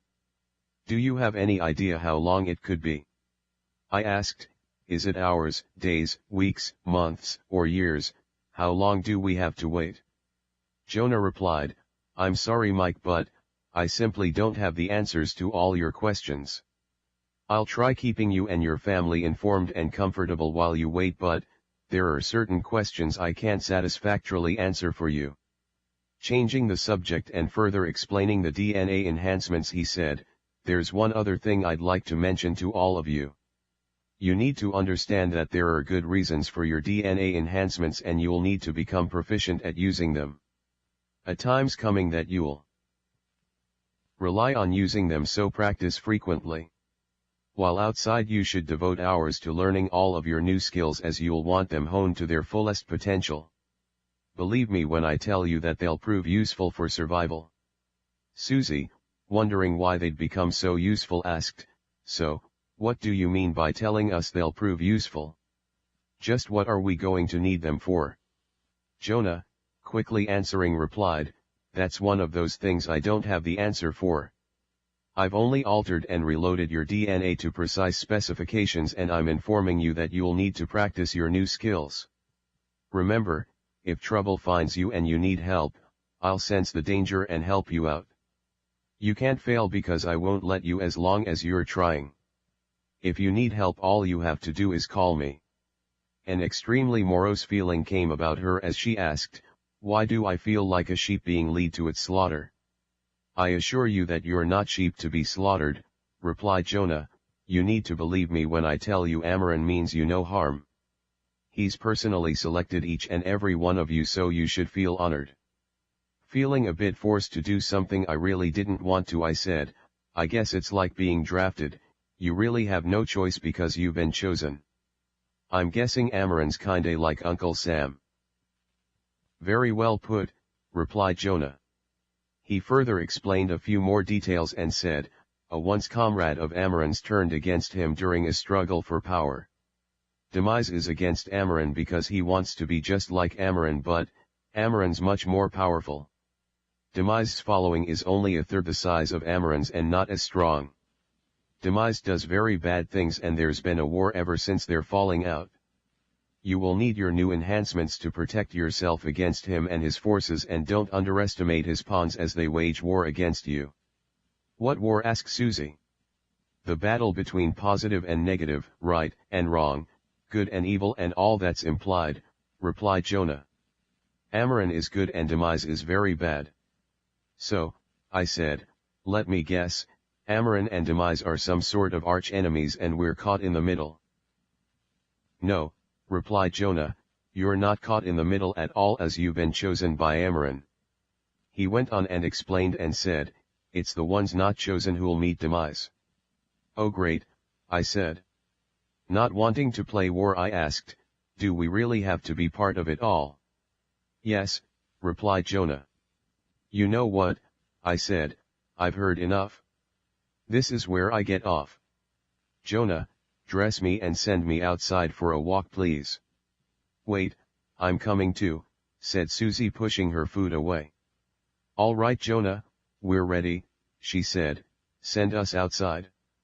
In a blink of an eye we were instantly outside, fully clothed in the middle of the Alaskan wilderness. The sights were absolutely breathtaking, with our craft situated right next to the lake under huge redwood trees. I hadn't a clue where we were exactly, and at this point didn't really care either. The lake was immense and its surrounding wilderness was even more gigantic, as it appeared to spread out forever and ever. Seeing the natural beauty, I said, my God, this place is gorgeous. Yes, I have to agree, it is quite beautiful, replied Susie, I just wish we were here under different circumstances. Yeah, I know what you mean, hey look. I said, pointing upward, there are more flying saucers landing over there. We watched as they settled down to the ground, next to the lake about 200 feet from us. This is all just too weird, said Susie, this place is filled with ships. People were appearing and disappearing all over the place as they were being transported from place to place by their ships. They seemed to be wandering around almost aimlessly, like they were just killing time awaiting Amaran's arrival. Another couple approached us and introduced themselves. Hey, I'm Robert, said the stranger, holding his hand out, it looks like you're here with us for the wait. I'm Mike, I said, extending my hand to shake his, and this is my wife Susie. It's nice to meet you. Hey Mike, likewise, replied Robert, and this is my wife Sally. Hey Susie, it's very nice to meet you, said Sally, reaching out to shake hands. Likewise, replied Susie, reciprocating. So Mike, what do you think of all this stuff going on? Asked Robert. It's all way too weird, isn't it? Glancing at his forehead and noticing he had the same mark that I did, I said, you've been abducted too. How can you tell? Asked Robert. The mark on your forehead, I replied, you have the same mark that I do. Wow, you're right, said Sally, examining my scar, you two do have the same mark as each other. Wow, what a trip, exclaimed Robert, checking out my mark. They've been taking me since I was a little kid, how about you? He asked. Me too, I replied, they've been taking me since I was age 4, at least that's as far back as I can remember. I actually wrote a book about it some years ago called, Falling Sky. Whoa dude, you're Michael Davis. He said, I actually bought your book from the internet, I'd love it if you could autograph it for me. No kidding, said Susie, totally amazed, you bought Michael's book, what a small world running into you here. Yeah, he did, said Sally, I loved that book. Mike, you need to sign it for us. Mike, you wouldn't believe how many people have read your book. You're absolutely famous, cried Robert, please sign mine when you get the chance. Oh come on Robert, I said, I'm hardly famous but I'd love to sign it for you. Sally, who was already heading back from her craft with my book in hand, yelled, here's our copy and here's a pen. Handing me the book she begged, sign, sign, sign, please. Grabbing the pen and opening the cover I scribbled, to our new friends, Robert and Sally, it's way cool meeting you two here in Alaska, and a major twist that we both lived the same lives. Thanks so much for your support, Michael and Susie Davis. Handing the book back to her, I said, there you go guys, all signed. Thank you so much, this is so cool, she said, heading back to her craft. I'll be right back, I just want to put it away so we don't lose it. Yelling to her as she was heading back to her ship, I said, remind me later and I'll give you a media copy for your device too. Wow, that'd be so cool, replied Robert. Thanks so much, Mike. Hey, I was thinking, he said, we don't know too many people around here. Let's say we have a barbecue maybe sometime soon. Sounds real good, Robert, we'll have to do that, I said. We were going to take a little walk, do you two want to come with us? I'd love to, replied Robert, however, we just came back from a walk so we're going to sit this one out, I think. No problem, maybe another time, I said, grabbing Susie's hand, leading the way. Sounds good, he replied, heading back to his craft. Have a great walk and the scenery is amazing, enjoy. Will do, I said, walking away. Bye Robert, said Susie, and be sure to tell Sally it was such a pleasure meeting you too. Will do, and thanks for the autograph, yelled Robert right before he vanished from sight. You're very welcome, I yelled, watching him disappear into thin air. Still not used to the vanishing act, I said, that totally freaks me out, seeing someone simply disintegrate in front of me. I don't know if I'll ever get used to that. Me neither, cried Susie, shuddering at the thought.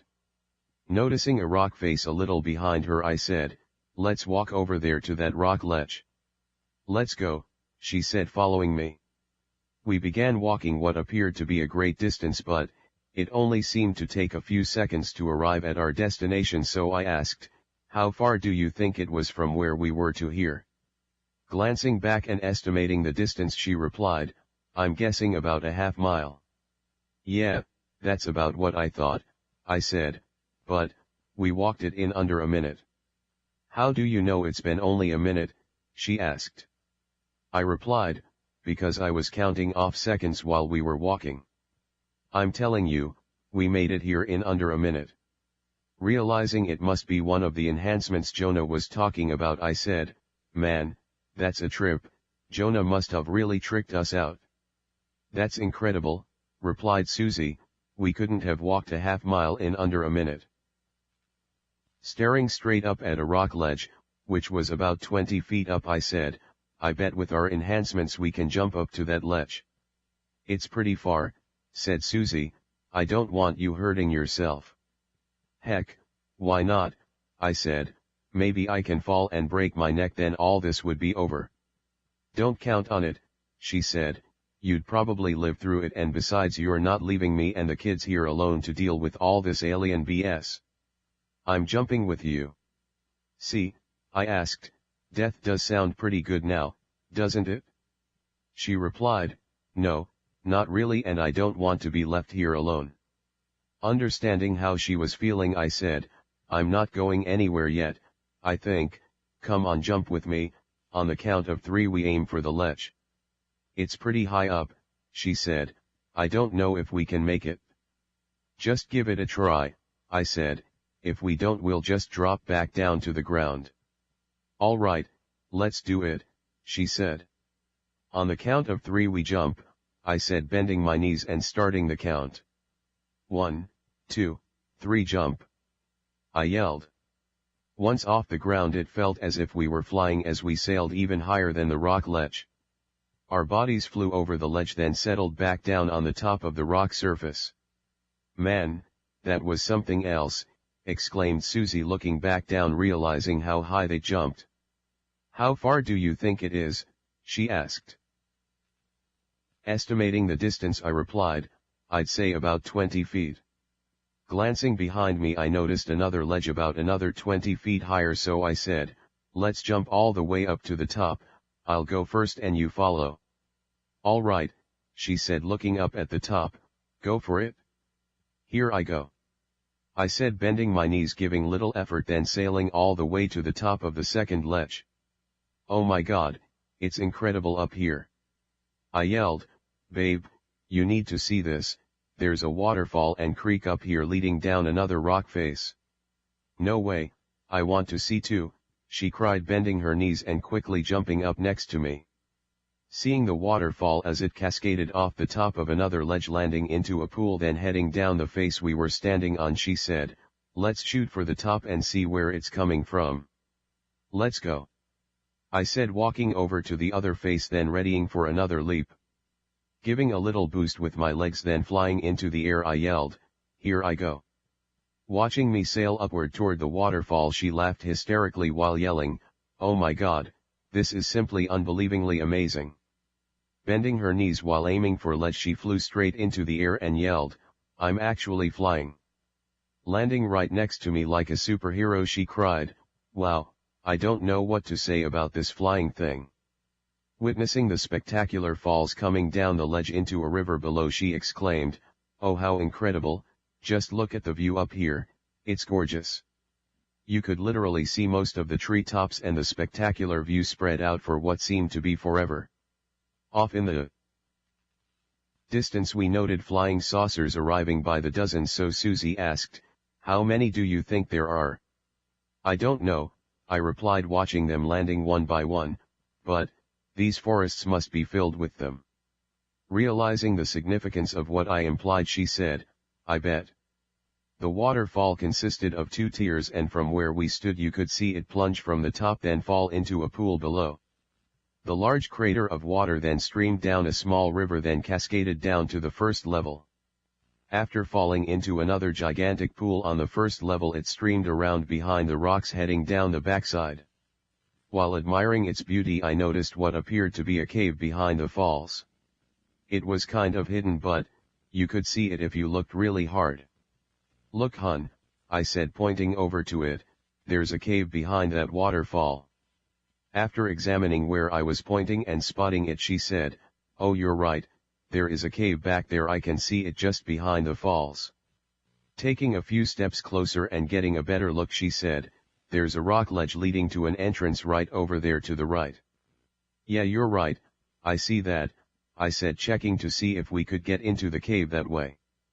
The pathway looked pretty wide and I thought we could make it, so I said, "Come on, babe, let's go in and check it out." "No way," she said, "I'm not going in there." "Oh, come on, why not?" I asked. "What if there are bears in there?" she asked. "Don't you want to live dangerously?" I asked with a smile on my face. "Not that dangerously," she replied, "I really don't want to be eaten by bears." "We're not going to be eaten," I said. "Remember our new little trusty friend Jonah put those force fields around us so wild animals and bears won't come around us and can't attack us anymore. Come on, we're safe, let's go check it out." Susie, suddenly remembering about the force fields, said, "Yeah, I guess you're right, but you lead the way please." Grabbing her hand and leading the way, I said, "Come on, follow me then." Walking around the bushes, we went around the back then under the falls without even getting wet. "See, I told you it'd be cool." Pulling her into the cave, I said, "Let's check out the inside." Walking through the entrance, it was really dark, so Susie became scared and cried, "I don't like this place, it's dark and gives me the creeps really bad." "Come on, it's cool, we're safe, remember all we have to do is have Jonah transport us out if we run into problems." Being linked to the ship with all the safety protocols in place was making me braver than usual. Normally, I'd be more reserved like Susie and not wanting to go near the damn place, but I felt safer knowing Jonah would help if we found trouble. Once inside, even though it was pitch black, oddly enough I was able to see very clearly. Somehow I developed night vision, allowing me to see everything like daylight. "Wow! This is a trip," I said to Susie, "I see everything as clear as daylight." "Yeah, me too," she said, "it's really strange, it's like the darkness went away as soon as we entered." "Yeah, I know," I said, agreeing with her. The cave seemed empty except for a few very large boulders in the path directly in front of us. Suddenly something came slowly lurching out from behind one of the rocks, so I yell, "What the hell is that?" It was the ugliest creature I'd ever seen, about 4 feet tall and looked a lot like a huge wolf dog standing on 4 legs. It didn't have any fur but, instead seemed to be coated with some sort of translucent blue slime. The creature had huge jaw that jetted off its face equipped with matching fang teeth. The paws of this creature were larger than any other canine I'd ever seen, and they actually had huge claws like that of a lion. Its eyes were glowing red and it had a long whip tail that sounded as such as it went back and forth. We were scared to death and I thought I was a goner as the thing came lunging right at me. As this creature came within striking distance of me, I reflexed differently than ever before. I leaped about 4 feet into the air, then coming down I kicked it like never before. It flew up against the rocks, falling to the ground as another two, looking just like the first one, came rushing us from behind the same rock. Without a word I threw a 1, 2, 3, 4, 5, 6 combination so fast that I couldn't even see my hands moving, and in seconds this creature was laying on the ground. I watched as Susie jumped into the air, just like I did, and then she kicked the other one against the rock wall too. All 3 of them were injured on the ground with some sort of green fluid spilling from their bodies. "Hey Jonah," I yelled, "you can get us the hell out of here like now." In a blink of an eye we were standing on the main deck of our ship with the kids watching television. "Jonah," I screamed, "kill the freaking television, we need to have a serious talk." I was not happy at all and Jonah knew it right away. Instantly the television stopped and the lights went back up as the ship walls turned transparent again. "Yes Mike," asked Jonah, "what would you like to talk about?" "Those huge 5-foot alien wolf-looking creature things that just attacked us in that cave," I yelled. "You knew we were in trouble and you didn't save us, you actually made us fight them." "Oh yeah, and don't give me the garbage you didn't know what was going on, because you damn well know every time I do anything." Beyond a point of pissed I asked, "Why did you let them attack us? You said we were safe."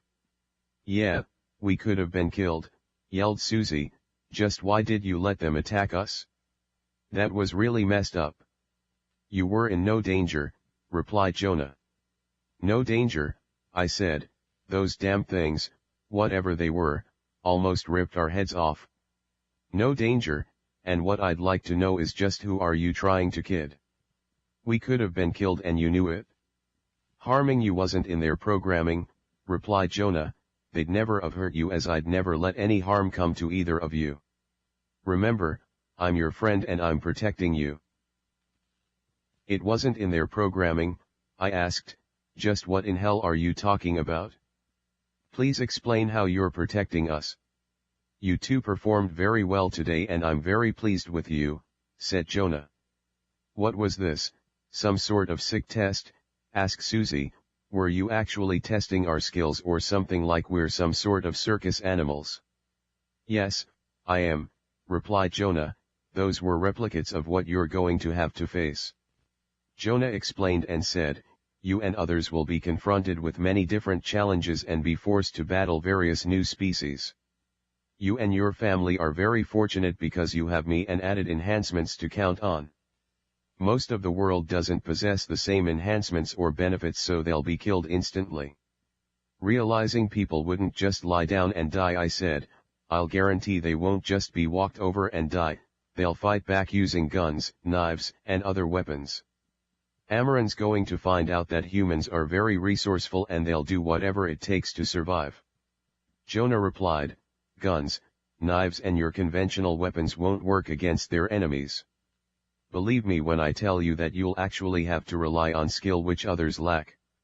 Not wanting to be any part of it, Susie asked, "Why are we being trained for battle?" She said, "You know, we didn't sign up for this." Jonah replied, "You may not have signed up for it, but it's on its way and very soon. Some of it's actually already arrived, so stay on your toes and learn quickly, as you'll never know if it's me testing you or if it's real. I warn you, stay prepared at all times." Pointing out new weapons that were being given to them, Jonah said, Please notice over on the table and you'll see 4 laser weapons and holsters, there's one for each of you. Walking over then picking one up I asked, what are we supposed to do with these if guns don't hurt those aliens? The lasers will work on some of them but, some beings build up resistance to their power and many times it won't have any effect on them, replied Jonah. Elaborating, the ship continued and said, maybe lasers had been used on them in previous battles and their bodies have built up an immunity against them, therefore, when you fire on them it does no good. When they become impervious to your weapon you'll have to rely on old-fashioned tactics. You'll at times need to perform hand-to-hand combat, so all of you need to be prepared. I thought you were protecting us, said Susie. Why do we suddenly need lasers? She asked. I am protecting you, replied Jonah, but, Amaran will be calling on you to perform certain duties to prove your loyalty. Attempting to get more information about this battle I asked, like what duties are those? You'll find out when Amaran tells you, replied Jonah. Still not happy about being abducted into this battle I said, yeah, that's just what I figured you'd say. Angie, still not aware that we'd just been attacked in some test by android, robotic, alien wolf dogs, jumped ahead and asked, what's going with this war thing? You know, I'm not very good at fighting and I'd be killed in an instant. Wanting the inside scoop, Mike asked, yeah, what's up and why does this war have to go on in the first place? Why are you really here and just who and what is this Amaran dude in the first place? Letting Jonah know that he wasn't stupid, Mike said, if there's one thing I do know is beings don't do things for no reason at all. There's usually some sort of motive behind everything something does, like resources, food, water, shelter, money. All I'm saying is Amaran is after something or he wouldn't fight a war and you wouldn't be here now. Amaran doesn't need anything, replied Jonah, he creates everything including you, so he's not after anything except loyalty. That sounds like the biggest crock I've ever heard, said Mike. I don't swallow that he wants our loyalty crap. Jonah, whenever you want to fess up to it you can let me in on it. Knowing something very strange and weird was going on I said, kids, we'll be waiting a very long time if we're expecting the truth. Yeah, I get it, said Junior, I get it but, don't like it? Angie, agreeing with him, said, yeah, I don't like it at all. She asked, what if we refuse to fight in the battle? You'll be banished and left to your own devices and in the long run, be killed like the others, replied Jonah. He went on about the consequences of being banished and said, if you're banished, you'll be separated from me, your DNA enhancements will be terminated and then you will be hunted and killed by Amaran. So we have no choice but to fight, asked Susie. Oh, you'll always have a choice, replied Jonah, just remember to keep in mind your consequences if you refuse. Let me put it this way, you can support Amaran and remain here in this craft not wanting anything you need as it will all be supplied, or you can refuse to fight and lose it all then die with the others who arbitrate their loyalty, the choice is yours. You know what, Jonah? I said, I feel like I've just been spit up on shore. You haven't though, said Jonah, I'm still on your side watching out for your every move, and besides, those who remain loyal to Amaran will have a fantastic surprise waiting for them in the end. Wondering what she'd get in the end, Susie asked, so, what's the surprise? If I told you then it wouldn't be a surprise, replied Jonah. Realizing we weren't getting out of fighting I looked over the laser then asked, so, how do we use this thing? I'm activating your enhancements now, replied Jonah, you should all know how to use them now. Yep, said Junior, I know how to use it. Me too, said Angie picking hers off the table. Yeah, seems like I do too, replied Susie grabbing hers. Though, to tell the truth, she said, I really don't want to go outside anymore. You'll have to go outside again, but, don't worry as I am protecting you. No harm's going to come to any of you, said Jonah. Trying to make them feel better he said, think of this as a game that you can't lose, all you have to do is participate. You'll see, you'll actually be able to have fun with this. Oh, I don't know how much fun it is killing things, replied Susie. I'm really not wired that way. The creatures and beings you'll be killing are really rather evil, said Jonah. Don't feel bad for them, as they wouldn't feel too bad for you if they killed you. You don't have to tell me twice, I said. I'll just kill them all. You'll kill the evil ones, not all of them, said Jonah. How will we know the difference? Asked Mike Jr. You'll know as it's part of your enhancements, replied Jonah. Chapter 9. Mind Trap. Being part of Jonah's crew had the same effects as a double-edged sword. Any way we turned, our outcome had serious consequences. On one hand, if we remained true to Amaran, we'd get some sort of unknown surprise in the end for our loyal duties. On the other hand, if we turned and ran, there was no way of getting away from Jonah. He'd already explained that there wasn't anywhere we could go without him finding us. If we ran, when he found us it wouldn't be pleasant and the outcome would be very unfavorable. I really wanted my family to be free again, but I didn't think it was possible. The sad thing was Jonah probably knew every time I was thinking about running. A small part of me really didn't want to run because for the first time in our life we had pretty much anything we asked for. Having every one of your desires catered to was very easy getting used to. I simply wanted to know what the end game was, and at this point there was no telling. The thing that really bothered us was our thoughts were no longer our own. It really didn't matter what we thought about, we knew the ship was reading our minds all the time. We still had another question: was Jonah the only one who was reading our minds, or was some other hierarchy more powerful than him actually the one listening in? We didn't have the answers, and the mystery of it all continually weighed heavily on our minds. Normally when things bothered us we could talk about it, but not now, because Jonah was always listening in. It was actually becoming a game, outthinking the ship, and a challenge we didn't want. I mean, if the ship had some sort of weakness, like kryptonite to Superman, then we needed to find out what it was in order to get our private thoughts back. It's like wanting to unplug yourself from a system you can't be unplugged from, or like trying to turn something off without knowing what the switch was. Days slowly crept by while we impatiently waited for Amaran himself to show himself. The waiting was the hardest part, and we wanted to get things settled and over with. We thought out a system and tried to outthink Jonah by keeping our minds really busy while mingling our actual thoughts into a mental confusion.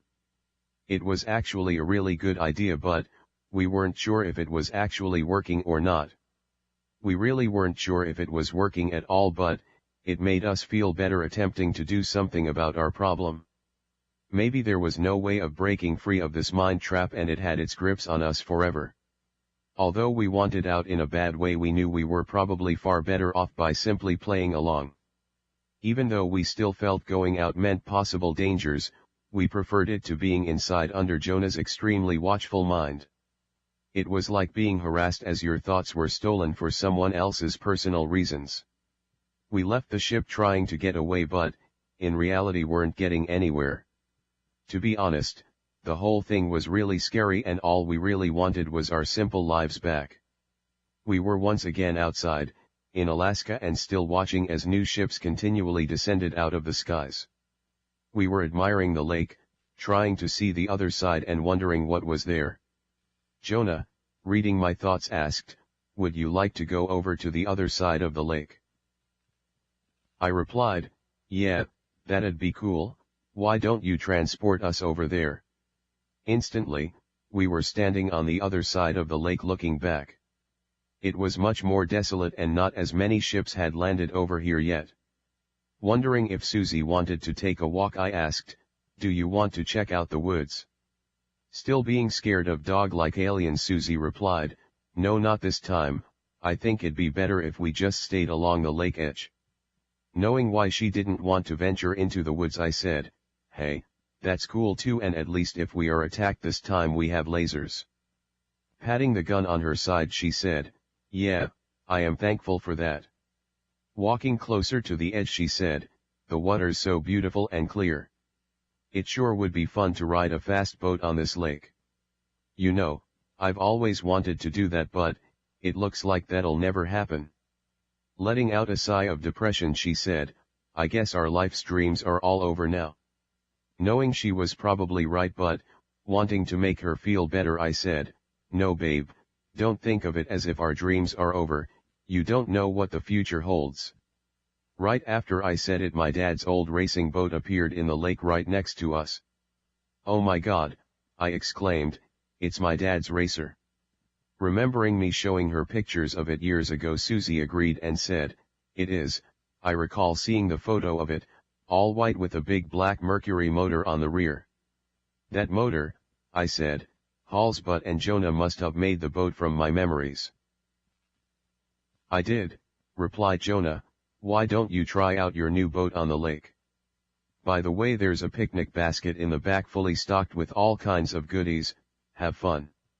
There's an ice chest filled with wine and beer and you don't have to worry about drunk boating.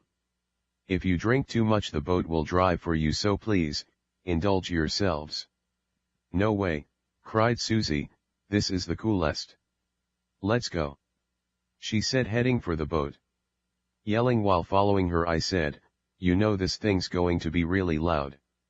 Who cares how loud it is, she said. What are the neighbors going to do, complain? She asked. I guess you've got a point, I said hopping in and taking the driver's seat. Looking around for the keys I asked, how do I start it? Searching next to the steering column I said, if memory serves me correctly the ignition used to be located right here on the side of the wheel or by the throttle. Before finding the keys the boat slowly lifted out of the water and Jonah replied, you should already know how to operate it now. Have fun.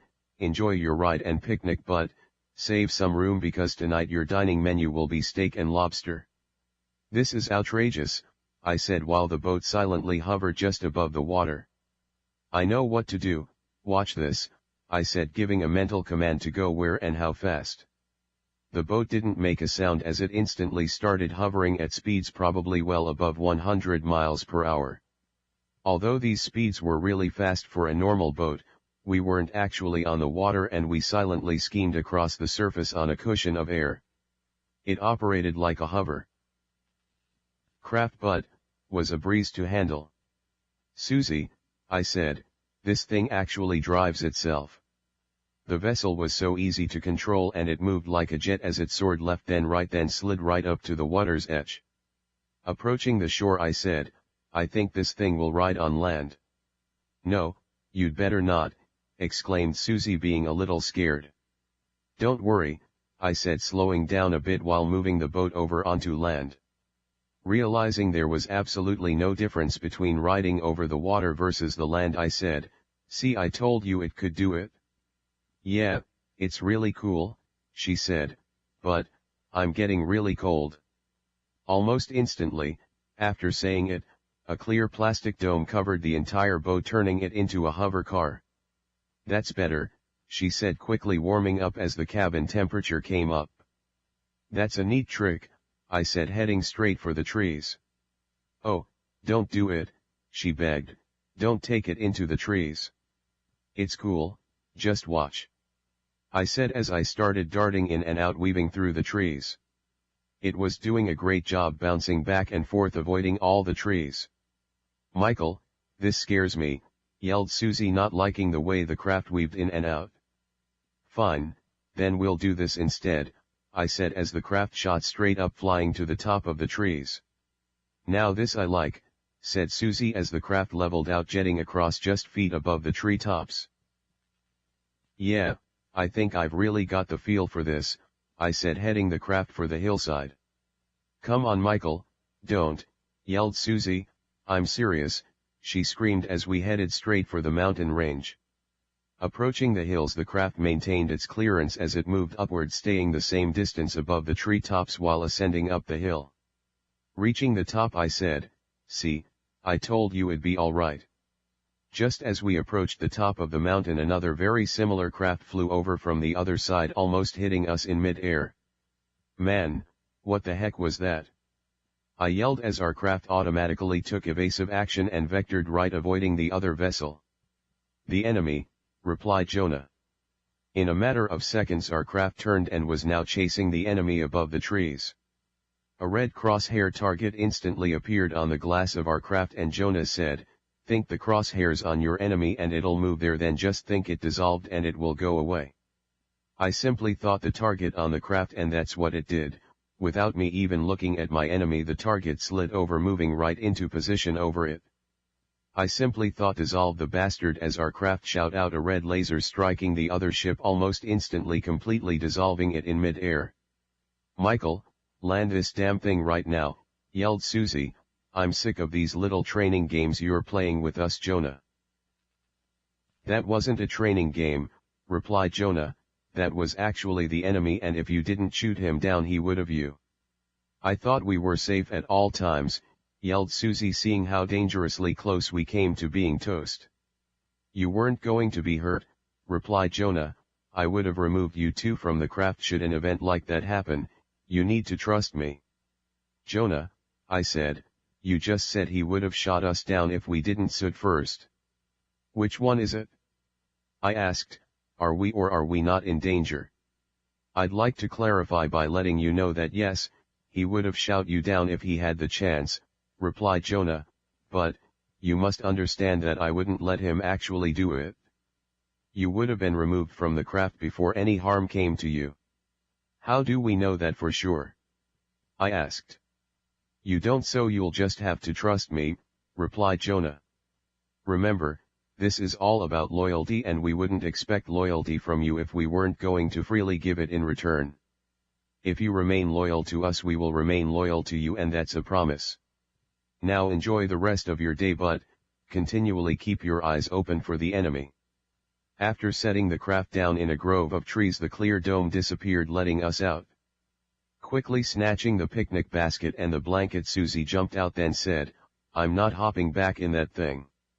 Setting the basket down and spreading the blanket out, she said, "We're having our promised picnic lunch, then we're having Jonah transport us back to the ship." Being a little disappointed her not wanting to ride in the flying boat thing, I asked, "What about the cool hover boat? You don't want to just leave it here, do you?" Being a little disgusted with it, Susie replied, "I don't care what you do with that thing, but I'm not getting in it." "Don't worry, Mike," replied Jonah, "I can transport it back to your site if you want." Giving the boat the once over, I said, "Yeah, go ahead, Jonah, I do want to keep it." After watching the boat disappear, Susie said, "Now I want you to sit down and enjoy your lunch. When you're done, we are going back to that ship and watching some boring old movie or something like that." Watching the way she scurried through the basket, I knew she was really bothered by all the BS, so I said, "Hey babe, why don't you relax a bit while I get the food together? Here, sit back," I said, grabbing her hands and guiding her back onto the blanket.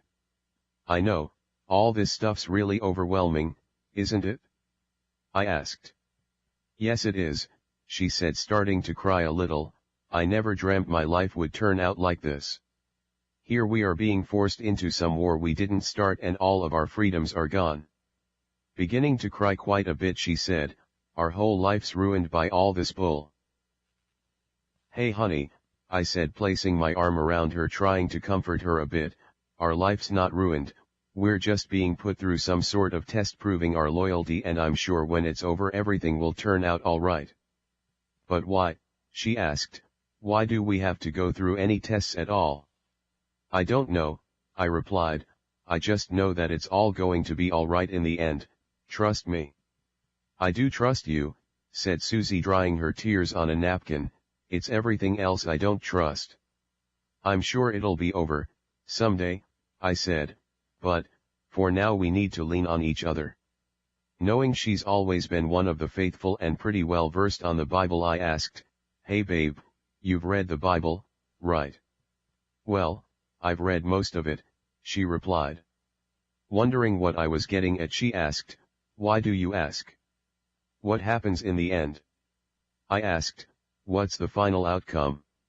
"Well," she replied, "the Messiah or Jesus returns, and all of the people who remain faithful find everlasting life."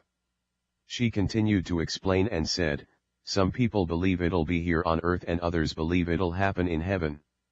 "You already know this," she said, "why are you asking?" she asked. Because I'm curious about something, I replied. You don't think this Amaran character could actually be God, do you? A moment of silence filled the air while a strange look grew upon her face as she replied, I don't know, maybe he is, maybe he isn't. You know, that's what I was thinking, I said, maybe this is what all the faithful people have been waiting for. Not knowing how to respond, she gave me a hug and a kiss, then said, sit your bottom back there on that blanket and eat some lunch.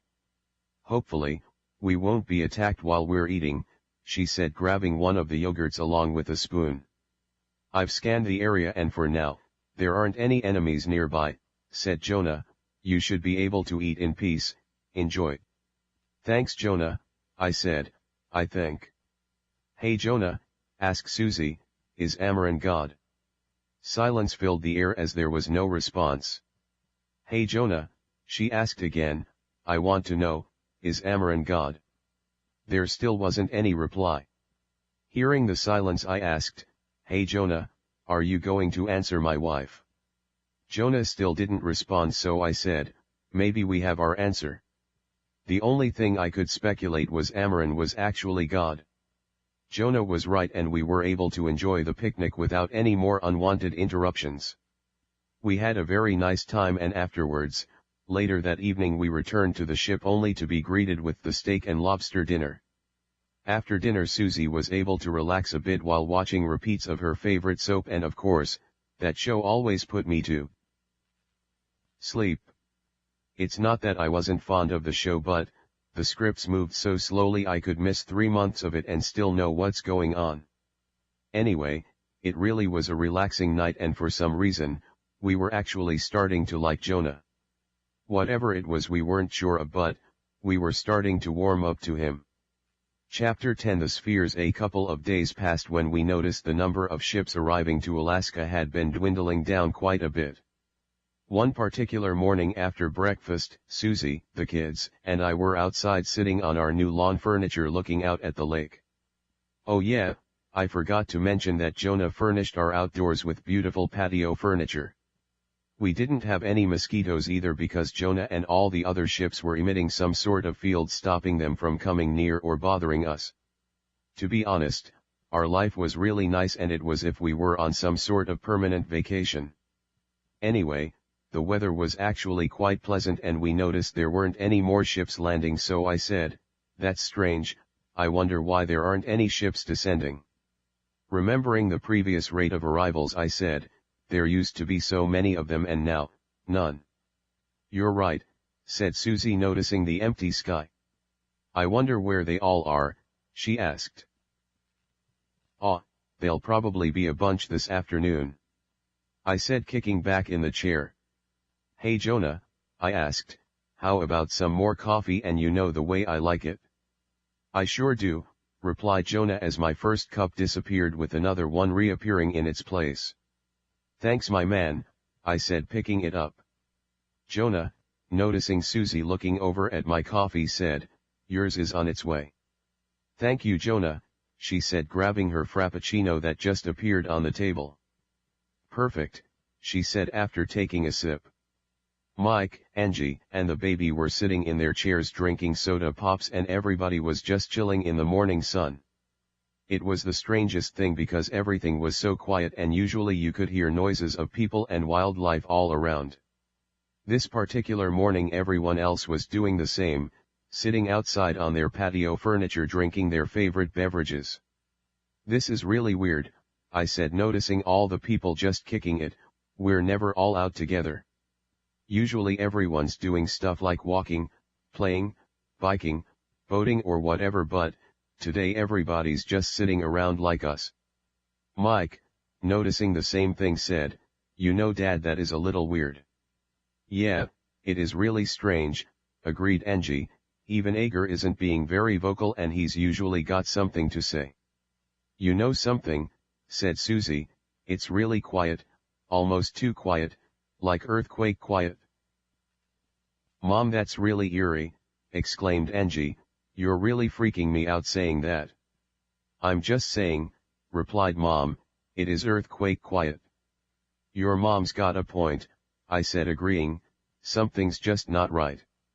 Jonah, I asked, what's going on? Jonah didn't reply, so I asked again, hey Jonah, what's with all the silence this morning? Jonah still didn't answer, so sitting up forward in my chair I said, this is too weird, even Jonah's not talking. Something's definitely up, said Junior, if Jonah isn't talking then we've got problems. Look, what's that? Asked Angie, pointing up in the sky at an orange sphere hovering at the opposite end of the lake. We all look up, noticing it. Then I said, that's the same sphere that took me in years ago. Are you serious? Asked Susie, being a little surprised by the thing. What is it? Asked Angie. It's not like a flying saucer or anything like that. Yeah, it is really strange, said Susie, and whatever it is has taken control of Jonah because he's not talking anymore. Jonah, buddy, can you hear me at all? I asked. We waited a few moments and still no reply. Yeah, I said, agreeing with Susie, I think you're right, as it's definitely has a hold of our ship. That could be good or bad, I'm not quite sure yet. While we watched the sphere hovering in the sky above the lake, another two appeared right next to it. Look, there's more of them, I said, pointing to the sky on either side of the first one. Look, even more, exclaimed Susie, pointing out three more which just appeared out of thin air, now hovering next the first three. We gazed at the 6 hovering orange spheres which were all along one side of the lake when Mike Jr. points up to the other side and said, whoa, now there's 6 more on the other side of the lake. This is really strange, said Angie. What's going on around here? She asked, being very frightened of it all. Everyone got up and stood along all edges of the lake as thousands of us watched these 12 orange glowing spheres hovering across from one another, 6 one side the lake, 6 the other. You could hear voices around the lake sounding off and saying things like, what are they? Then someone else yelled, now we're all dead. Fine, get it over with, yelled another man, I'm sick and tired of lingering here. The scene was getting very interesting as the huge camping group began shouting out all together, making it impossible to make out what any of them were actually saying. Suddenly, in an instant, one really gigantically huge orange glowing sphere appeared hovering above the lake right in the middle of the other 12. Oh my God, I said while staring at the largest sphere I'd ever seen before. The thing began growing bigger and bigger while the others formed a perimeter circle around it. The crowd grew silent, but we heard one lady yell, oh my God, it's you. Knowing her feelings as I'd been taken in by them many times before, I yelled, it's them. It's the same ones that took me in before. The middle one, it must be Amaran in there, and all the other spheres are part of his fleet. Instantly, the huge orange sphere grew even brighter as a soft orange light began emitting from below the craft. The beam of light drifted down to just above the treetops, then stopped. Suddenly a being appeared, standing like a man except as a holographic image in the light. The man being projected in the light spoke and said, I'm Amaran, the one you've all been expecting, don't worry as you're not going to be destroyed. Although we couldn't actually tell how tall Amaran really was because the holographic image made him appear at least 100 feet, his presence was quite ominous as his image hovered directly over the middle of the lake. He looked just like a human and was dressed very much like you'd expect a pharaoh to look, shaven head and all. His image was able to face all directions at once, and he faced everybody individually one at a time. As he spoke, his words came to us all as if he were speaking to us one at a time in different languages.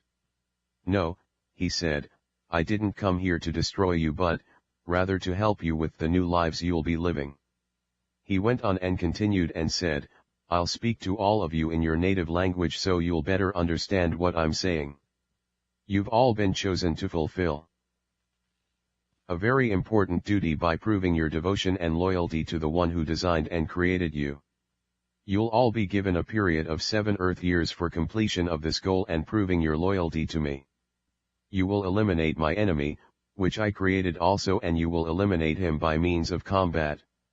As long as you continue to be loyal, no harm will come to you or your family while carrying out the task. You'll ask me, Who is my enemy? I now tell all that ask that my enemy is your enemy, and our enemy will make all attempts to kill you just because I've chosen you. For the same token remember, because I did indeed choose you, you can't be harmed in any way. Your enemies will all hate you and me because we represent good, they represent anything but demise is their ruler, and he'll stop at nothing trying to win, but he can't because he doesn't have my powers. His jealousy is what makes him hate me so much, and his jealousy will be why my once friend shall finally be destroyed. You're wondering about your rewards for loyalty? The ones who remain loyal through the entire 7 years will find sweet victory. For your loyalty I'll personally destroy any remaining enemies, freeing you from your duties. At this time I will rebuild your planet, making it far better than it ever was before. None of you will have to ever want for anything ever again. In the end of the 7 years, the ones who'll betray me and not prove their loyalty will also be destroyed. You've met me, I have spoken to you, now you know your loyalty mission. If you have any further questions, talk to your ships and they will answer what they can for you. Without another word Amaran's image vanished back up into the sphere. Now you've met him, said Jonah. I guess we have, said Susie. Don't underestimate our enemy, said Jonah, and I really suggest none of you let your guard down. I'm letting you know that I'm protecting you, but the real battle is going to be proving to Amaran you're worth his choosing. Agreeing with Jonah I said, you're right, but it's a good thing we've got you looking out for us for the next 7 years. Very true, said Jonah, very true, but the hardest part for you all will be killing other humans. We have to kill other humans, asked Susie. Why? Jonah replied, because they're Amaran's enemy and now they're yours.